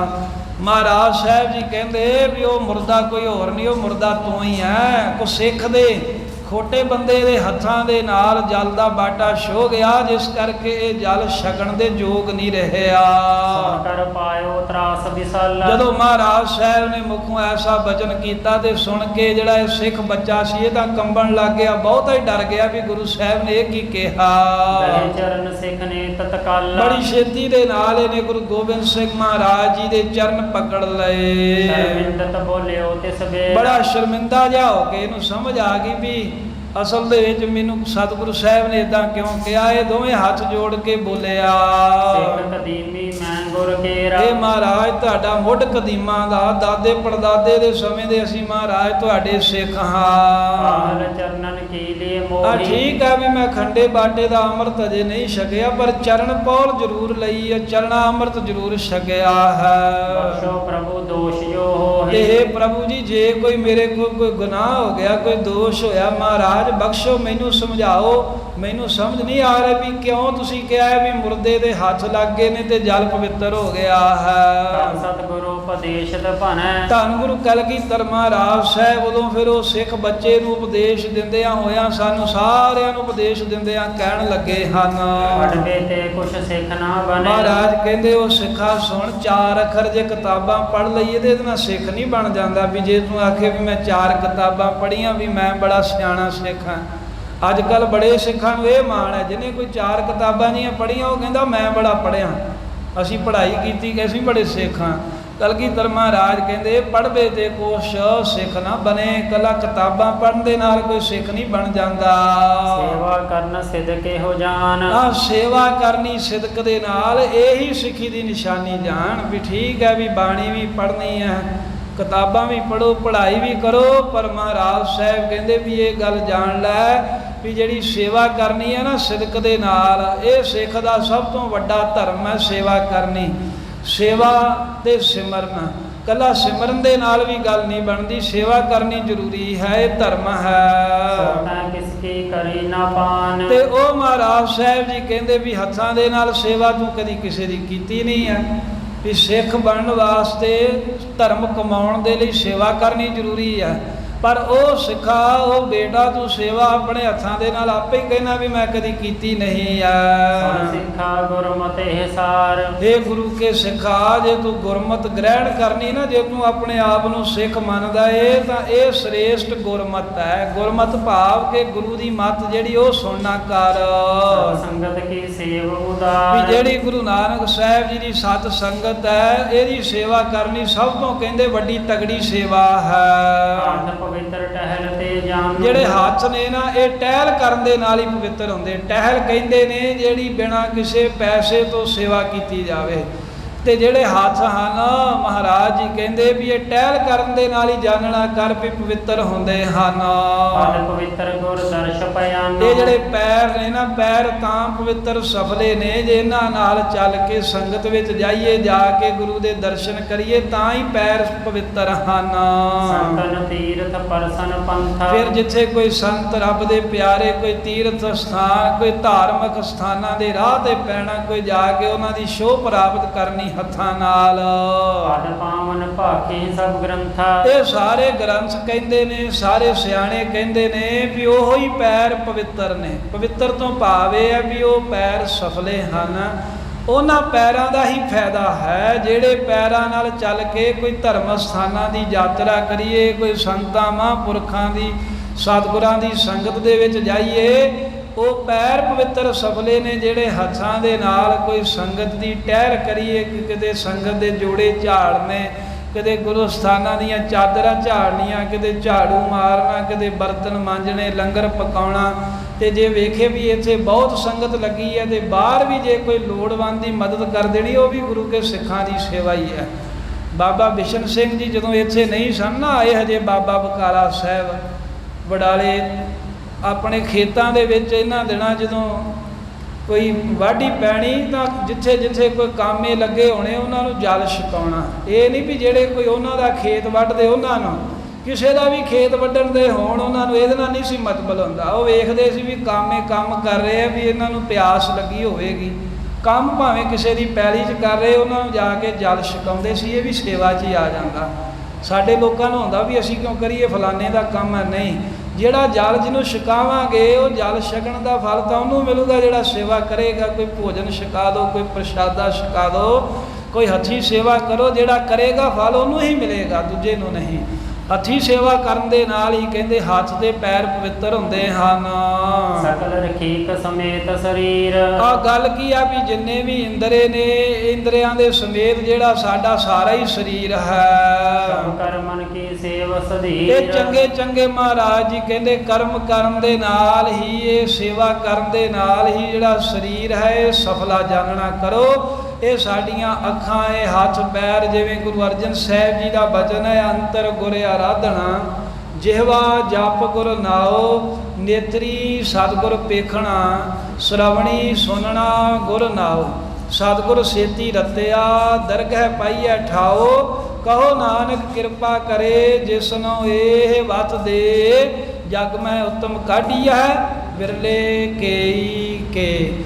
ਹੱਥਾਂ ਪੈਰਾਂ ਦੇ ਨਾਲ ਸੇਵਾ ਕੀਤਿਆਂ ਇੰਦਰੇ ਸਫਲ ਨੇ, ਤਾਂ ਹੀ ਸਾਰਾ ਸਰੀਰ ਮਹਾਰਾਜ ਕਹਿੰਦੇ ਪ੍ਰਮਾਣ ਹੈ, ਸਫਲ ਹੈ। ਕੌਣ ਕੌਣ ਸ਼ੁਭ ਕਰਮ ਗਨੀਤ। ਇਹ ਬੱਚਾ ਇਹ ਸਿੱਖਾ ਹੋਰ ਕਿਹੜੇ ਕਿਹੜੇ ਤੈਨੂੰ ਸ਼ੁਭ ਕਰਮ ਗਿਣ ਕੇ ਦਸੀਏ ਜਿਹੜੇ ਕਰਨੇ ਚਾਹੀਦੇ ਹਨ। ਭਾਵ ਬੇਅੰਤੀ ਸੇਵਾ ਦੇ ਕਾਰਜ ਨੇ। ਕਹਿੰਦੇ ਗੋ ਤਨ ਪਾਵਨ ਕੀਜੈ। ਉਹਨਾਂ ਕਰਨ ਦੇ ਨਾਲ ਹੀ ਕਹਿੰਦੇ ਵੀ ਜਿਹੜਾ ਤਨ ਹੈ ਨਾ ਇਹ ਪਾਵਨ ਪਵਿੱਤਰ ਹੁੰਦਾ। ਇਹਦੇ ਤੋਂ ਬਗੈਰ ਸਰੀਰ ਪਵਿੱਤਰ ਨਹੀਂ ਮੰਨਿਆ ਜਾਂਦਾ। ਕਰੀ ਨਾ ਕਿਸ ਕੀ ਕੈਸੇ। ਤੇ ਉਹ ਸੇਵਾ ਮਹਾਰਾਜ ਕਹਿੰਦੇ ਤੂੰ ਹੱਥੀਂ ਕਿਸੇ ਦੀ ਵੀ ਕਿਸੇ ਸਮੇਂ ਵੀ ਕੀਤੀ ਨਹੀਂ। ਆਪਣੇ ਮੂੰਹੋਂ ਕਹਿਣਾ ਵੀ ਮੈਂ ਸੇਵਾ ਨਹੀਂ ਕੀਤੀ। ਵੀ ਲੋਕ ਕਈ ਵਾਰ ਇਦਾਂ ਕਰਦੇ ਆ ਵੀ ਜਿਹਨਾਂ ਨੂੰ ਕੋਈ ਮਾਇਆ ਹੈ ਨਾ, ਆਉਂਦੇ ਜਾਂਦੇ ਰਹੀਦਾ, ਕਿਸੇ ਕੋਲ ਰੁਪਈਏ ਪੈਸੇ ਨੇ, ਜੇ ਕਿਸੇ ਨੂੰ ਕੋਈ ਸਾਧੂ ਸੰਤ ਗੁਰਸਿੱਖ ਨੂੰ ਘਰੇ ਸੱਦ ਲੈਂਦੇ ਨੇ, ਆਪ ਮੜੇ ਬਣ ਕੇ ਬੈਠੇ ਰਹਿੰਦੇ ਤੇ ਨੌਕਰਾਂ ਨੂੰ ਕਹਿੰਦੇ ਵੀ ਵਰਤਾਓ ਛਕਾਓ। ਇੱਦਾਂ ਬਾਬਾ ਮਸਤੂਆਣੇ ਵਾਲੇ ਬਾਬਾ ਅਤਰ ਸਿੰਘ ਜੀ ਮਹਾਂਪੁਰਖ, ਉਹਨਾਂ ਦੇ ਸਮੇਂ ਹੋਇਆ। ਇਹ ਮਹਾਰਾਜੇ ਪਟਿਆਲੇ ਨੇ ਉਹਨਾਂ ਨੂੰ ਭੋਜਨ ਤੇ ਸੱਦਿਆ ਤੇ ਭੋਜਨ ਜਦੋਂ ਛਕਣ ਗਏ ਤੇ ਉਹਨਾਂ ਦੇ ਘਰ ਜਿਹੜੇ ਨੌਕਰ ਸਨ ਉਹੀ ਸਭ ਕੁਝ ਵਰਤਾ ਰਹੇ ਸਨ। ਮਹਾਂਪੁਰਖਾਂ ਨੇ ਕੁਝ ਨਹੀਂ ਕਿਹਾ, ਛਕ ਲਿਆ। ਤੇ ਜਦੋਂ ਅਰਦਾਸ ਕਰਨ ਲੱਗੇ ਤੇ ਕਹਿਣ ਲੱਗੇ ਮਹਾਰਾਜ ਸੱਚੇ ਪਾਤਸ਼ਾਹ, ਆ ਪਟਿਆਲੇ ਵਾਲੇ ਮਹਾਰਾਜੇ ਦੇ ਨੌਕਰਾਂ ਨੇ ਸਿੱਖਾਂ ਦੀ ਬੜੀ ਸੇਵਾ ਕੀਤੀ, ਇਹਨਾਂ ਦੀ ਚੜ੍ਹਦੀ ਕਲਾ ਕਰਿਓ। ਉਹਨਾਂ ਨੂੰ ਹੱਥਾਂ ਪੈਰਾਂ ਦੀ ਪੈ ਗਈ। ਕਹਿੰਦੇ ਮਹਾਰਾਜ ਅਰਦਾਸ ਤਾਂ ਅਸੀਂ ਕਰਾਉਣੀ ਸੀ। ਕਹਿੰਦੇ ਤੁਸੀਂ ਸੇਵਾ ਕਰਦੇ ਤੇ ਤੁਹਾਡੇ ਨਾਂ ਦੀ ਕਰਦੇ, ਹੁਣ ਨੌਕਰਾਂ ਕੀਤੀ ਹੈ ਤੇ ਅਰਦਾਸ ਇਹਨਾਂ ਦੇ ਨਾਂ ਦੀ ਹੋ ਗਈ। ਵੀ ਜਿਹੜਾ ਹੱਡ ਹਿਲਾਊਗਾ, ਜਿਹੜਾ ਹੱਥੀਂ ਸੇਵਾ ਕਰੂਗਾ, ਹੱਥ ਪੈਰ ਤਾਂ ਉਹਦੇ ਪਵਿੱਤਰ ਹੈ ਨਾ। ਕੋਈ ਲਾਗੇ ਬਹਿ ਕੇ ਭਾਵੇਂ ਪੈਸੇ ਦੇ ਕੇ ਵੀ ਕਰਵਾ ਰਿਹਾ ਏ, ਜੇ ਉਹ ਆਪ ਬੈਠਾ ਏ ਉਹ ਸੇਵਾ ਉਹਨੂੰ ਨਹੀਂ ਲੱਗ ਜਾਣੀ। ਉਹਦੀ ਮਾਇਆ ਜ਼ਰੂਰ ਪ੍ਰਵਾਨ ਹੋ ਗਈ ਵੀ ਚੰਗੇ ਪਾਸੇ ਲਾਤੀ। ਪਰ ਉਹਦੇ ਹੱਥ ਪੈਰ ਤੇ ਨਹੀਂ ਨਾ ਪਵਿੱਤਰ ਹੋਏ, ਕਿਉਂਕਿ ਅੱਛੀ ਸੇਵਾ ਨਹੀਂ ਕੀਤੀ। ਤੇ ਮਹਾਰਾਜ ਕਹਿੰਦੇ ਇਹ ਸਿਖਾ ਤੂੰ ਸੁਣ ਵੀ ਜਿਹੜੀ ਸੇਵਾ ਕੀਤਿਆਂ ਸਰੀਰ ਪਵਿੱਤਰ ਹੁੰਦਾ ਸੋ ਤੈ ਕਰੀ ਨਾ ਕਿਸ ਕੀ ਕੈਸੇ। ਕਿਸੇ ਤਰ੍ਹਾਂ ਵੀ ਕਹਿੰਦੇ ਵੀ ਆਪੇ ਕਹਿਣਾ ਵੀ ਨਾ ਘਰਦਿਆਂ ਦਾ ਕੰਮ ਕੀਤਾ ਨਾ ਕਦੀ ਸਿੱਖਾਂ ਦੀ ਸੇਵਾ ਕੀਤੀ ਆ। ਰਹਿਓ ਪਾਵਨ ਸਭ ਵਿਦ ਐਸੇ, ਤੇ ਰਹਿਓ ਅਪਾਵਨ, ਕਹਿੰਦੇ ਵੀ ਇਸ ਤਰ੍ਹਾਂ ਤੂੰ ਫਿਰ ਅਪਵਿੱਤਰ ਹੀ ਰਹਿ ਗਿਆ ਨਾ, ਸਭ ਤਰ੍ਹਾਂ ਕਰਕੇ ਤੇਰੀ ਦੇਹ ਪਵਿੱਤਰ ਹੈ, ਤੇਰਾ ਸਰੀਰ ਅਪਵਿੱਤਰ ਹੈ। ਸਤਿਗੁਰੂ ਮਹਾਰਾਜ ਜੀ ਦੀ ਬਾਣੀ ਦਾ ਇਦਾਂ ਕਹਿੰਦੀ ਹੈ ਵੀ ਜਿਹੜੇ ਸੇਵਾ ਨਹੀਂ ਕਰਦੇ ਉਹ ਵੱਡੇ ਚੋਰਾਂ ਚੋਂ ਚੋਰ ਨੇ। ਕੋਈ ਮਹਾਂਪੁਰਖ ਸੀ ਕਾਰ ਸੇਵਾ ਵਾਲੇ, ਤੇ ਉਹ ਸੇਵਾ ਚੱਲਦੀ ਹੋਣੀ, ਤੇ ਜੇ ਕੋਈ ਸੇਵਾ ਤੋਂ ਬਗੈਰ ਲਾਗੇ ਉਹ ਲੰਘ ਜਾਣਾ ਤੇ ਉਹਨਾਂ ਉੱਚੀ ਉੱਚੀ ਕਹਿਣਾ ਉਹ ਗੁਰੂ ਦਾ ਚੋਰ ਚਲੇ ਗਿਆ ਜੇ, ਫੜ ਲਓ ਗੁਰੂ ਦਾ ਚੋਰ ਚਲੇ ਗਿਆ ਜੇ। ਉਹ ਨਾ ਕਹਿਣਾ, ਇੱਕ ਕੋਈ ਕਹਿੰਦਾ ਮਹਾਂਪੁਰਖੋ ਤੁਸੀਂ ਸਾਨੂੰ ਆਹ ਕਿਵੇਂ ਗੁਰੂ ਦਾ ਚੋਰ ਕਿਵੇਂ ਕਹੀ ਜਾਂਦੇ ਹੋ ਵੀ ਗੁਰੂ ਦਾ ਚੋਰ ਚਲੇ ਗਿਆ, ਵੱਡਾ ਚੋਰ ਚਲਾ ਗਿਆ। ਉਹ ਕਹਿੰਦਾ ਮੈਂ ਥੋੜ੍ਹਾ ਕਹਿਣਾ, ਗੁਰੂ ਨਾਨਕ ਦੇਵ ਸਾਹਿਬ ਜੀ ਕਹਿੰਦੇ ਆ। ਤੇ ਉਸ ਵੇਲੇ ਉਹਨਾਂ ਨੇ ਕਿਹਾ ਗੁਰ ਕੀ ਸੇਵ ਨਾ ਭਾਈ ਸੇ ਚੋਰ ਚੋਰ। ਕਹਿੰਦੇ ਜਿਨ੍ਹਾਂ ਨੂੰ ਗੁਰੂ ਸਾਹਿਬ ਦੀ ਸੇਵਾ ਕਰਨੀ ਨਹੀਂ ਚੰਗੀ ਲੱਗੀ, ਕਹਿੰਦੇ ਉਹ ਚੋਰ, ਚੋਰਾਂ ਤੋਂ ਵੀ ਕਹਿੰਦੇ ਵੱਡੇ ਚੋਰ ਹਨ। ਜਿਹੜੇ ਸੇਵਾ ਨਹੀਂ ਕਰਦੇ ਉਹਨਾਂ ਨੂੰ ਚੋਰਾਂ ਤੋਂ ਵੱਡੇ ਚੋਰ ਮਹਾਰਾਜ ਨੇ ਕਿਹਾ। ਉਹ ਇਸ ਲੋਕ ਦੇ ਵੀ ਚੋਰ ਨੇ ਤੇ ਪਰਲੋਕ ਦੇ ਵੀ ਚੋਰ ਨੇ, ਉਹ ਗੁਰੂ ਦੇ ਚੋਰ ਹਨ ਜਿਹੜੇ ਗੁਰੂ ਦੀ ਸੇਵਾ ਕਰਨੀ ਚੰਗੀ ਨਹੀਂ ਸਮਝਦੇ, ਜਿਨ੍ਹਾਂ ਨੂੰ ਮਹਾਰਾਜ ਦੀ ਸੇਵਾ ਕਰਨੀ ਭਾਉਂਦੀ ਨਹੀਂ ਹੈ। ਤੇ ਕਲਗੀਧਰ ਮਹਾਰਾਜ ਕਹਿੰਦੇ ਵੀ ਉਹ ਤੂੰ ਹੱਥਾਂ ਦੇ ਨਾਲ ਕਦੀ ਭਾਈ ਸੇਵਾ ਕੀਤੀ ਨਹੀਂ ਹੈ, ਜਿਸ ਕਰਕੇ ਤੂੰ ਅਪਵਿੱਤਰ ਦਾ ਅਪਵਿੱਤਰ ਰਹਿ ਗਿਆ, ਜਿਵੇਂ ਮੁਰਦਾ ਹੁੰਦਾ ਏ। ਜਿਮ ਮੁਰਦੇ ਕੇ ਅੰਗ ਅਪਾਵਨ, ਆ ਜਿਵੇਂ ਮੁਰਦੇ ਦੇ ਅੰਗ ਕਹਿੰਦੇ ਅਪਾਵਨ ਅਪਵਿੱਤਰ ਹੁੰਦੇ ਹਨ। ਸੁਖ ਚਿਤ ਸਭ ਨਹਿ ਕਰੇ ਸ਼ੁਭ, ਸਾਰੇ ਸੰਕੋਚ ਕਰਦੇ ਆ, ਕੋਈ ਹੱਥ ਲਾਉਣਾ ਨਹੀਂ ਚਾਹੁੰਦਾ ਵੀ ਉਹ ਜਿਹੜੇ ਲਾਗੇ ਦੋ ਚਾਰ ਕੋਈ ਜ਼ਿਆਦਾ ਹੀ ਖਾਸ ਜਿਹੇ ਹੁੰਦੇ ਉਹੀ ਨਿਭਾਉਂਦੇ ਧਵਾਉਂਦੇ ਆ ਨਾ, ਬਾਕੀ ਸਾਰੇ ਦੂਰੋਂ ਦੂਰੋਂ ਹੀ ਵੇਖਦੇ ਆ, ਕਹਿੰਦੇ ਹੱਥ ਨਾ ਲਾਉਣਾ ਪਵੇ। ਤੇ ਜਿਹੜੇ ਵੇਖ ਕੇ ਵੀ ਜਾਂਦੇ ਉਹ ਵੀ ਚੰਗੀ ਤਰ੍ਹਾਂ ਮਲ ਕੇ ਨਹਾਉਂਦੇ ਨੇ। ਤੇ ਅੱਜ ਕੱਲ੍ਹ ਤਾਂ ਜਿਹੜਾ ਇਹ ਹੋਰ ਆ ਬਿਮਾਰੀ ਜੀ ਚੱਲੀ ਆ, ਉਹਦਾ ਕਿਸੇ ਨੂੰ ਵੀ ਹੱਥ ਨਹੀਂ ਲਾਉਣ ਦਿੰਦੇ। ਕਹਿੰਦੇ ਜਿਵੇਂ ਮੁਰਦੇ ਦੇ ਅੰਗ ਕਹਿੰਦੇ ਨੇ ਨਾ ਵੀ ਅਪਵਾਨ ਅਪਵਿੱਤਰ ਹਨ, ਵੀ ਮੁਰਦੇ ਨੂੰ ਕੋਈ ਹੱਥ ਲਾਉਣਾ ਪਸੰਦ ਨਹੀਂ ਕਰਦਾ ਮਰੇ ਹੋਏ ਬੰਦੇ ਨੂੰ। ਬਿਨਾ ਸੇਵ ਸਤ ਸੰਗਤ ਕੇ, ਇਸੇ ਤਰ੍ਹਾਂ ਜਿਹੜਾ ਸਤ ਸੰਗਤ ਦੀ ਸੇਵਾ ਤੋਂ ਬਗੈਰ ਮਨੁੱਖ ਹੈ ਇਹ ਅਪਾਵਨ ਤਿਮ ਨਰ ਕੇ, ਉਸ ਮਨੁੱਖ ਦੀ ਦੇਹੀ ਵੀ ਕਹਿੰਦੇ ਅਪਵਿੱਤਰ ਹੈ। ਉਸ ਮਨੁੱਖ ਦੀ ਦੇਹੀ ਉਸ ਮੁਰਦੇ ਦੀ ਨਿਆਈ ਹੈ। ਜਾਂਦੇ ਹੱਥ ਅਪਾਵਨ ਤੇਰਾ, ਇਸ ਕਰਕੇ ਅਸੀਂ ਕਿਹਾ ਸੀ ਵੀ ਇਹ ਮੁਰਦੇ ਦਾ ਹੱਥ ਲੱਗ ਗਿਆ, ਅਸੀਂ ਪਾਣੀ ਨਹੀਂ ਪੀਣਾ। ਸਾਹਿਬ ਕਹਿੰਦੇ ਸਿੱਖਾ ਤੂੰ ਮੁਰਦੇ ਦੇ ਤੋਲੀ ਹੈ, ਸੇਵਾ ਤੂੰ ਕਦੀ ਕੀਤੀ ਨਹੀਂ ਹੈ, ਤੇ ਜਿਹੜਾ ਸੇਵਾ ਨਹੀਂ ਕਰਦਾ ਉਹ ਮੁਰਦਾ ਹੀ ਹੈ। ਹਾਲਾਂਕਿ ਉਹ ਮੁਰਦਾ ਜਿਹੜਾ ਹੈ ਉਹਦੇ ਤੇ ਵੱਸ ਦੀ ਕੋਈ ਗੱਲ ਨਹੀਂ ਹੈ ਵੀ ਉਹਨੂੰ ਕੋਈ ਹੱਥ ਨਾ ਲਾਵੇ, ਪਰ ਮੁਰਦੇ ਦੇ ਕਿਹੜੇ ਵੱਸ ਦੀ ਗੱਲ ਹੈ। ਪਰ ਤੂੰ ਤੇ ਕਹਿੰਦੇ ਚੰਗਾ ਭਲਾ ਤੁਰਦਾ ਫਿਰਦਾ ਸੀ, ਪਰ ਫਿਰ ਵੀ ਸੇਵਾ ਨਾ ਕਰ ਸਕਿਆ। ਮਹਾਂਪੁਰਖ ਕਹਿੰਦੇ ਅਰਦਾਸ ਕਰਿਆ ਕਰੋ ਮਹਾਰਾਜ ਅਸੀਂ ਗੁੰਗੇ ਹਾਂ, ਜ਼ੁਬਾਨ ਤੇ ਹੁੰਦੇ ਆ ਵੀ ਕਿਉਂਕਿ ਤੇਰਾ ਨਾਮ ਨਹੀਂ ਜਪਦੇ। ਮਹਾਰਾਜ ਅਸੀਂ ਲੂਲੇ ਲੰਗੜੇ ਆ, ਲੱਤਾਂ ਪੈਰਾਂ ਦੇ ਹੁੰਦੇ ਆ ਵੀ ਕਿਉਂਕਿ ਇਹਨਾਂ ਦੇ ਨਾਲ ਚੱਲ ਕੇ ਤੇਰੀ ਸੰਗਤ ਵਿੱਚ ਨਹੀਂ ਜਾਂਦੇ। ਮਹਾਰਾਜ ਅਸੀਂ ਹੱਥਾਂ ਦੇ ਹੁੰਦੇ ਆ ਵੀ ਕਹਿੰਦੇ ਵੀ ਤੇਰੀ ਜੇ ਸੇਵਾ ਨਹੀਂ ਕਰਦੇ ਤਾਂ ਸਾਡੇ ਟੁੰਡ ਨਿਕਲੇ ਹੋਏ ਹਨ। ਅਸੀਂ ਮਹਾਰਾਜ ਕੋੜੀ ਹਾਂ, ਸੋਹਣਾ ਸਰੀਰ ਹੁੰਦਿਆਂ ਵੀ ਅਸੀਂ ਕਦੇ ਬਾਣੀ ਨਹੀਂ ਪੜ੍ਹਦੇ, ਕੋਈ ਸੰਗਤ ਨਹੀਂ ਕਰਦੇ। ਇੱਦਾਂ ਮਹਾਂਪੁਰਖ ਕਹਿੰਦੇ ਅਰਦਾਸ ਕਰ ਲਿਆ ਕਰੋ ਪਾਤਸ਼ਾਹ ਤੁਹਾਡਾ ਭਲਾ ਕਰ ਦੇਣ। ਜਿਹੜਾ ਸੇਵਾ ਨਹੀਂ ਕਰਦਾ ਕਹਿੰਦੇ ਸੇਵਾ ਕਰਨ ਤੋਂ ਬਗੈਰ ਉਹ ਮੁਰਦਾ ਏ। ਤੇ ਮਹਾਰਾਜ ਕਹਿੰਦੇ ਤੂੰ ਮੁਰਦਾ ਏ ਸਿੱਖਾ, ਤੇਰੇ ਹੱਥਾਂ ਦਾ ਪਾਣੀ ਅਪਵਿੱਤਰ ਹੋ ਗਿਆ ਏ। ਹਰਿਓ ਨਾ ਪਾਨ ਹਮੋ ਜਲ ਗਿਆ, ਇਸੇ ਕਰਕੇ ਅਸੀਂ ਜਲ ਨਹੀਂ ਛਕਿਆ ਤੇ ਰੋੜ ਦਿੱਤਾ ਬਾਟੇ ਵਿੱਚੋਂ। ਸਿੱਖ ਸਮਝਿਓ ਸੁਨ ਗੁਰ ਉਪਦੇਸ਼, ਮਹਾਰਾਜ ਦੀ ਇਹ ਉਦਾਹਰਣ ਸਿੱਖਿਆ ਸੁਣ ਕੇ ਤੇ ਉਹ ਜਿਹੜਾ ਸਿੱਖ ਬੱਚਾ ਸੀ ਉਹ ਸਮਝ ਗਿਆ ਵੀ ਮੇਰੇ ਵਿੱਚ ਕਮੀ ਆ, ਵੀ ਮੈਂ ਹੱਥੀਂ ਸੇਵਾ ਨਹੀਂ ਕਦੀ ਕੀਤੀ। ਬਖਸ਼ਾਇਓ ਬਨ ਦੀਨ ਵਿਸ਼ੇਸ਼, ਬੜਾ ਦੀਨ ਜਿਹਾ ਬਣ ਗਿਆ, ਕਹਿੰਦਾ ਮਹਾਰਾਜ ਬਖਸ਼ ਲੋ ਹੁਣ। ਮਹਾਰਾਜ ਤੁਸੀਂ ਬਖਸ਼ਣਹਾਰ ਹੋ, ਕਿਰਪਾ ਕਰੋ। ਸਿੱਖ ਸੰਤਨ ਦਿਜ ਅਤਿਥਨ ਕੇਰੀ, ਪਾਤਸ਼ਾਹ ਜਿਵੇਂ ਤੁਹਾਡੀ ਆਗਿਆ ਹੈ ਵੀ ਮੈਂ ਸਿੱਖਾਂ ਸੰਤਾਂ ਦੀ ਕੋਈ ਲੋੜਵੰਦਾਂ ਦੀ ਕੋਈ ਅਚਾਨਕ ਆ ਗਏ ਕਿਸੇ ਰਾਹੀ ਪਾਂਦੀ ਦੀ ਜਿਹਨੂੰ ਮੈਂ ਜਾਣਦਾ ਵੀ ਨਹੀਂ ਆ, ਕਰਵੇ ਲਾਗਿਓ ਸੇਵਕ ਨੇ, ਸੇਵਾ ਕਰਾਂਗਾ। ਮਹਾਰਾਜ ਦਾ ਹੁਕਮ ਮੰਨ ਕੇ ਸੇਵਾ ਕਰਦਾ ਹੈ। ਕੋਈ ਸਿੱਖ ਮਿਲੇ, ਕੋਈ ਸੰਤ ਮਿਲਦਾ ਹੈ, ਕੋਈ ਅਤਿਥੀ ਸਾਧੂ। ਅਤਿਥੀ ਉਹ ਹੁੰਦਾ ਵੀ ਜਿਹਨੂੰ ਨਾ ਜਾਣੀਏ ਪਛਾਣੀਏ ਤੇ ਅਚਾਨਕ ਕੋਈ ਆ ਜਾਵੇ ਤੇ ਉਹਨੂੰ ਆਏ ਨੂੰ ਵੇਖ ਕੇ ਵੀ ਖਿੜੇ ਮੱਥੇ ਸੇਵਾ ਕਰਨੀ। ਅਤੇ ਕਰਬੇ ਲਾਗਿਓ ਸੇਵਕ ਨੇਰੀਏ, ਸਿੱਖ ਆਨੰਦਪੁਰ ਰਹਿ ਕੇ ਬਹੁਤ ਸੇਵਾ ਕਰਨ ਲੱਗ ਪਿਆ। ਮਨ ਧਨ ਤੇ ਸੇਵ ਕਰਨ, ਆਪਣੇ ਨਗਰ ਚਲਾ ਗਿਆ, ਉੱਥੇ ਵੀ ਕਹਿੰਦੇ ਤਨ ਕਰਕੇ ਵੀ ਭਾਵ ਸਰੀਰ ਵੀ ਸੇਵਾ ਚਲਾਉਂਦਾ ਹੈ, ਮਨ ਵੀ ਸੇਵਾ ਚਲਾਇਆ। ਤੇ ਧਨ ਵੀ ਦਸਵੰਧ ਦੀ ਰਕਮ ਵੀ ਸੇਵਾ ਵਿੱਚ ਲਾਉਂਦਾ ਹੈ। ਤਨ ਮਨ ਧਨ ਨਾ ਕੀਤੀ ਸੇਵਾ ਪ੍ਰਵਾਨ ਹੈ। ਹੋਏ ਭਲਾ ਮੇਰੋ ਚਿਤਵੰਤਾ। ਚਿੱਤ ਵਿੱਚ ਇਹ ਸੋਚਦਾ ਵੀ ਮੇਰਾ ਭਲਾ ਹੋ ਜਾਵੇ, ਮਹਾਰਾਜ ਨੇ ਮੇਰੇ ਹੱਥੋਂ ਜਲ ਨਹੀਂ ਛਕਿਆ, ਮੇਰੀ ਕਿੱਥੇ ਗਤੀ ਹੋਵੇਗੀ, ਕਲਿਆਣ ਕਿੱਥੇ ਹੋਣੀ ਮੇਰੀ। ਸਿੱਖ ਸੰਗਤ ਪਿਖ ਕਰ ਬਹੁ ਸੇਵਾ। ਤੇ ਜਦੋਂ ਇਹ ਸੇਵਾ ਕਰਦਾ ਤੇ ਜਿਹੜੀਆਂ ਉਸ ਇਲਾਕੇ ਦੀਆਂ ਸਿੱਖ ਸੰਗਤਾਂ ਇਹਨੂੰ ਸੇਵਾ ਕਰਦਿਆਂ ਵੇਖ ਕਰਕੇ ਕਰੇ ਪ੍ਰਸ਼ਾਸਨ ਢਿੱਗ ਗੁਰਦੇਵਾ। ਕਰੇ ਪ੍ਰਸ਼ੰਸਨ ਢਿੱਗ ਗੁਰਦੇਵਾ। ਤੇ ਜਦੋਂ ਗੁਰੂ ਸਾਹਿਬ ਕੋ ਆਉਂਦੇ ਨੇ ਤੇ ਕਹਿੰਦੇ ਮਹਾਰਾਜ ਉਹ ਜਿਹੜਾ ਫਲਾਨਾ ਸਿੱਖ ਹੈ ਨਾ ਉਹ ਬੜੀ ਸੇਵਾ ਕਰਦਾ ਹੈ, ਬਹੁਤ ਹੀ ਮਹਾਰਾਜ ਉਹ ਕਮਾਈ ਕਰਦਾ ਹੈ। ਨਿਤ ਪਤ ਸੇਵਾ ਮਹਿ ਸਿਖ ਰਾਤ ਦਿਨ ਮਹਾਰਾਜ ਤੁਹਾਡੇ ਸਿੱਖਾਂ ਦੀ ਸੇਵਾ ਕਰਦਾ। ਅਸੀਂ ਵੀ ਉਹਦੇ ਪਿੰਡ ਥਾਣੀ ਲੰਘ ਕੇ ਆਏ, ਰਾਤ ਉੱਥੇ ਰਹੇ, ਬੜੀ ਸੇਵਾ ਕੀਤੀ ਹੱਥੀਂ ਮਹਾਰਾਜ। ਸੰਗਤ ਦੇ ਪੈਰ ਘੁੱਟੇ, ਜਲ ਲਿਆਂਦਾ ਗਰਮ ਕਰਕੇ, ਹੋਰ ਭੋਜਨ ਪ੍ਰਸ਼ਾਦਾ ਆਪ ਵਰਤਾਇਆ। ਇਹ ਗੁਰੂ ਸਾਹਿਬ ਨੂੰ ਆ ਕੇ ਸੰਗਤ ਦੱਸਦੀ ਆ ਹੁਣ ਆਪਣਾ ਭਲਾ ਕਰਨ ਤਿੰਨ ਜਾਤਾ। ਮਹਾਰਾਜ ਉਹਨੇ ਆਪਣਾ ਭਲਾ ਕਰਨਾ ਜਾਣ ਲਿਆ ਵੀ ਸੇਵਾ ਕਰਕੇ ਮੇਰਾ ਭਲਾ ਹੋਵੇਗਾ। ਕਲਗੀ ਧਰ ਪਏ ਪ੍ਰਸੰਨ। ਕਲਗੀਧਰ ਮਹਾਰਾਜ ਨੇ ਜਦੋਂ ਸੁਣਿਆ ਨਾ ਸੰਗਤ ਕੋਲੋਂ ਵੀ ਉਹ ਸਿੱਖ ਬੱਚਾ ਸਾਡਾ ਵਚਨ ਮੰਨ ਕੇ ਸੇਵਾ ਕਰਨ ਲੱਗ ਪਿਆ ਤੇ ਸਾਹਿਬ ਬਹੁਤ ਹੀ ਖੁਸ਼ ਹੋ ਗਏ। ਖੁਸ਼ੀ ਕਰੀ ਭਾਤ ਅਤਿਸ਼ਨ ਧਨ। ਮਹਾਰਾਜ ਨੇ ਬਹੁਤੀਆਂ ਖੁਸ਼ੀਆਂ ਕੀਤੀਆਂ, ਕਹਿੰਦੇ ਧੰਨ ਹੈ ਉਹ ਸਿੱਖ ਜਿਹੜਾ ਸੇਵਾ ਕਰਦਾ ਸਾਡਾ ਵਚਨ ਮੰਨ ਕੇ।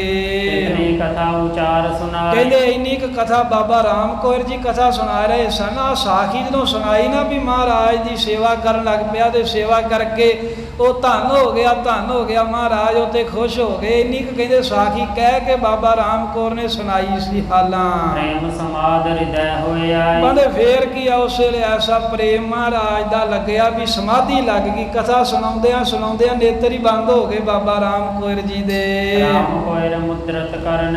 ਬਾਬਾ ਰਾਮ ਕੌਰ ਜੀ ਸਾਖੀ ਸੁਣਾਉਂਦਿਆਂ ਨੇਤਰ ਬੰਦ ਕਰਕੇ ਬੈਠੋ ਚੱਲ ਕਹੇ ਕੋ ਬੈਨ। ਚੱਲ ਹੋ ਕਰਕੇ ਕਹਿੰਦੇ ਬਹਿ ਗਏ। ਸਰੀਰ ਵੀ ਨਹੀਂ ਹਿਲਦਾ, ਅੱਖਾਂ ਵੀ ਬੰਦ ਨੇ। ਫਿਰ ਕਿੰਨੇ ਕਥਾ ਸੁਣਾਉਣੀ ਸੀ, ਜਦੋਂ ਸਮਾਧੀ ਲੱਗੀ ਫਿਰ ਬੋਲਣਾ ਕਿੰਨੇ ਸੀ। ਸਰੋਤਾ ਮਨ ਆਨੰਦ ਪਾਏ। ਜਿਹੜੇ ਕਥਾ ਸੁਣਨ ਵਾਲੇ ਸਰੋਤੇ ਸਨ ਉਹ ਸਾਖੀ ਸੁਣ ਕੇ ਬੜੇ ਖੁਸ਼ ਹੋਏ।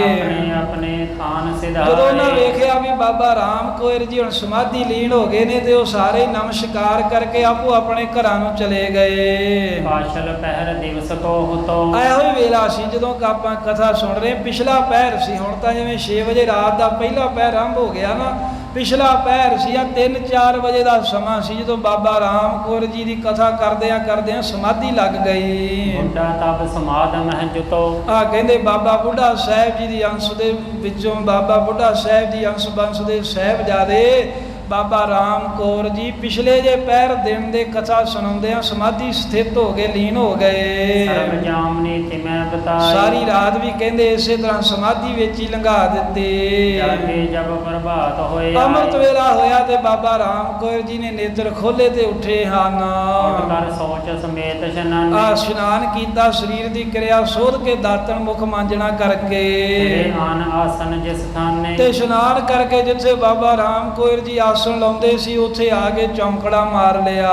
ਸੁਣਨ ਹੇਤ ਸਰੋਤਾ ਚੱਲ ਆਏ। ਉਧਰ ਜਿਹੜੇ ਕਥਾ ਸੁਣਨ ਵਾਲੇ ਸੀ ਉਹ ਵੀ ਚੱਲ ਕੇ ਆ ਗਏ, ਕਿਉਂਕਿ ਸੰਗਤ ਨੂੰ ਬਾਬਾ ਰਾਮ ਕੌਰ ਜੀ ਕਥਾ ਸੁਣਾਉਂਦੇ ਸਨ।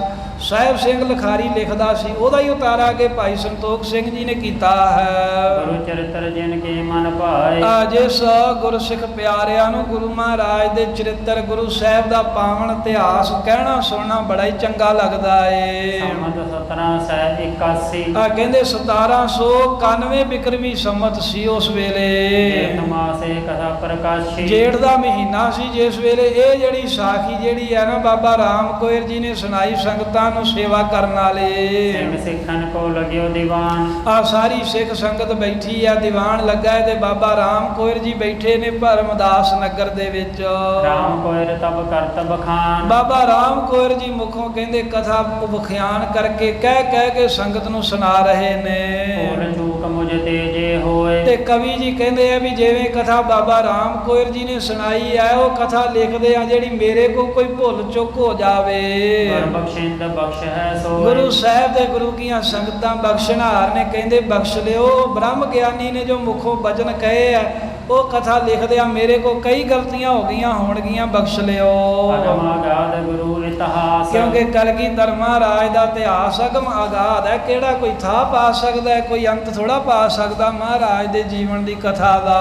ਨਰਬ ਪਰੇ ਕੀ ਬੁੱਧ ਕਹਾਂ। ਆਮ ਬੰਦੇ ਦੀ ਬੁੱਧ ਕੀ ਹੈ ਵੀ ਜਿਹੜਾ ਆਪਣੀ ਬੁੱਧ ਨਾ ਕਹੇ ਵੀ ਮੈਂ ਗੁਰੂ ਦੀ ਸਾਰੀ ਵਡਿਆਈ ਕਹਿ ਕੇ ਦੱਸ ਸਕਦਾ ਹਾਂ। ਜਦਾ ਸਮੁੰਦਰ ਨਾ ਸੀਪ ਉਲੀਚੈ। ਜਿਹੜੇ ਸਮੁੰਦਰ ਨੂੰ ਜਿਹੜੀ ਇੱਕ ਸਿੱਪੀ ਉਹਦੇ ਉੱਤੇ ਤਰਦੀ ਹੈ, ਉਹ ਸਾਰਾ ਸਮੁੰਦਰ ਸਿੱਪੀ ਦੇ ਵਿੱਚ ਥੋੜਾ ਸਮਾਜ ਸਕਦਾ ਹੈ ਕਦੇ। ਤਾਰੇ ਜਿਵੇਂ ਸੰਖ ਨਭ ਬੀਚੇ। ਜਿਵੇਂ ਆਕਾਸ਼ ਦੇ ਵਿੱਚ ਕਿੰਨੇ ਤਾਰੇ ਆ, ਉਹਨਾਂ ਨੂੰ ਕੌਣ ਗਿਣ ਸਕਦਾ, ਜੇ ਆਖੇ ਵੀ ਮੈਂ ਗਿਣਾਂਗਾ ਨਹੀਂ ਗਿਣ ਸਕਦਾ।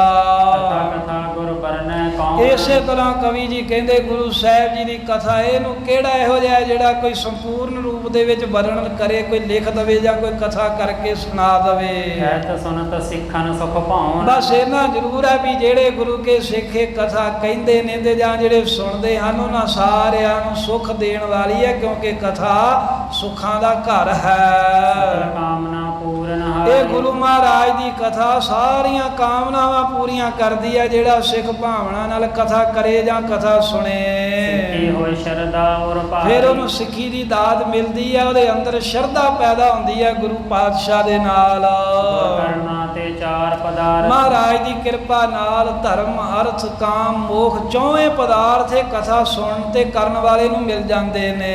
ਪਾਏ ਕਥਾ ਤੇ ਪੁਰਵਹਿ ਸਾਰਥ। ਆ ਜਿਹੜਾ ਕਥਾ ਕਹਿੰਦੇ ਕਰਦਾ ਸੁਣਦਾ ਇਹ ਉਹਦੇ ਸਾਰੇ ਹੀ ਸਵਾਰਥ ਕੀ ਉਹਦੀਆਂ ਲੋੜਾਂ ਪੂਰੀਆਂ ਹੋ ਜਾਂਦੀਆਂ ਹਨ। ਸੁਣੋ ਪ੍ਰੀਤ ਕਰ ਸਰੋਤਾ ਸਾਰੇ। ਇਸ ਤਰ੍ਹਾਂ ਕਵੀ ਜੀ ਕਹਿੰਦੇ ਇਹ ਸਰੋਤਾ ਜਦੋਂ ਸੁਣਨਾ ਕਰੋ ਪਿਆਰ ਦੇ ਨਾਲ ਕਥਾ, ਜਾਂ ਬਾਬਾ ਰਾਮ ਕੋਇਰ ਜੀ ਕਹਿ ਰਹੇ ਨੇ ਕਥਾ ਸੁਣੋ। ਕਹੋ ਕਥਾ ਗੁਰ ਕੀ ਵਿਸਥਾਰੇ। ਗੁਰੂ ਕਲਗੀਧਰ ਸਾਹਿਬ ਦੀ ਵਿਸਥਾਰ ਦੇ ਨਾਲ ਕਹਿੰਦੇ ਮੈਂ ਕਥਾ ਕਹਿਣਾ ਹਾਂ, ਜਿੰਨਾ ਮੇਰੇ ਕੋ ਕਹਿੰਦੇ ਬਲ ਪੈਂਦਾ ਹੈ ਉਹ ਵੱਧ ਤੋਂ ਵੱਧ ਗੁਰੂ ਦਾ ਜਸ ਕਰਦਾ ਹੈ। ਪਰ ਗੁਰੂ ਦਾ ਪੂਰਾ ਜਸ ਕੋਈ ਕਰ ਲੇ ਕੋਈ ਇਦਾਂ ਦਾ ਥੋੜਾ ਹੈਗਾ ਏ। ਸਿੱਧੀ ਸਮੁੰਦਰ ਦੇ ਉੱਤੇ ਤੈਰ ਕੇ ਆਨੰਦ ਮਾਣ ਸਕਦੀ, ਪਰ ਸਮੁੰਦਰ ਥੋੜਾ ਦੇ ਵਿੱਚ ਸਮਾ ਜੂਗਾ। ਇਸੇ ਪ੍ਰਕਾਰ ਦੇ ਨਾਲ ਮਹਾਰਾਜ ਦੀ ਕਥਾ ਅਗਮ ਅਗਾਧ ਬੋਧ ਹੈ। ਕਥਾ ਸੁਣਨ ਵਾਲਾ ਜਿਹੜਾ ਏ ਉਹ ਨਿਹਾਲ ਹੋ ਜਾਂਦਾ ਏ। ਕਹਤੇ ਪਵਿੱਤ ਸੁਣਤੇ ਪੁਨੀਤ। ਗੁਰ ਇਤਿਹਾਸ ਦੀ ਕਥਾ ਵਿਚਾਰ ਕਰਦਿਆਂ ਹੋਈਆਂ ਅਨੇਕਾਂ ਭੁੱਲਾਂ ਗਲਤੀਆਂ ਬਖਸ਼ ਲੈਣੀਆਂ। ਗੁਰੂ ਮਹਾਰਾਜ ਤੇ ਗੁਰੂ ਸਾਹਿਬ ਜੀ ਦੀ ਸੰਗਤ ਬਖਸ਼ਣਹਾਰ ਹੈ। ਸੁਨੋ ਪ੍ਰੀਤ ਕਰ ਸਰੋਤਾ ਸਾਰੇ। ਕਹੋ ਕਥਾ ਗੁਰ ਕੀ ਵਿਸਥਾਰੇ। ਵਾਹਿਗੁਰੂ ਜੀ ਕਾ ਖਾਲਸਾ ਵਾਹਿਗੁਰੂ ਜੀ ਕੀ ਫਤਿਹ। ਗੋਬਿੰਦ ਹੈ ਗੋਪਾਲ ਹੈ ਦਇਆਲ ਲਾਲ। ਪ੍ਰਾਣਨਾਥ ਅਨਾਥ ਸਖੇ ਦੀਨ ਦਰਦ ਨਿਵਾਰ। ਹੈ ਸਮਰਾਥ ਅਗਮ ਪੂਰਨ ਮੋਹਿ ਮਇਆ ਧਾਰ। ਅੰਧ ਕੋਪ ਮਹਾ ਭਿਆਨ ਨਾਨਕ ਪਾਰ ਉਤਾਰ। ਆਏ ਪ੍ਰਭ ਸਰਣਾਗਤੇ ਕਿਰਪਾ ਨਿਧ ਦਇਆਲ। ਏਕ ਅਖਰ ਹਰ ਮਨ ਬਸਤ ਨਾਨਕ ਹੋਤ ਨਿਹਾਲ। ਵਾਹਿਗੁਰੂ ਨਾਮ ਜਹਾਜ ਹੈ ਚੜੇ ਸੋ ਤਰੇ ਪਾਰ। ਜੋ ਸ਼ਰਧਾ ਕਰ ਸੇਵੰਦ ਵਾਹਿਗੁਰੂ ਪਾਰ ਉਤਾਰਨਹਾਰ। ਜੋ ਸ਼ਰਧਾ ਕਰ ਸੇਵੰਦ ਵਾਹਿਗੁਰੂ ਪਾਰ ਉਤਾਰ।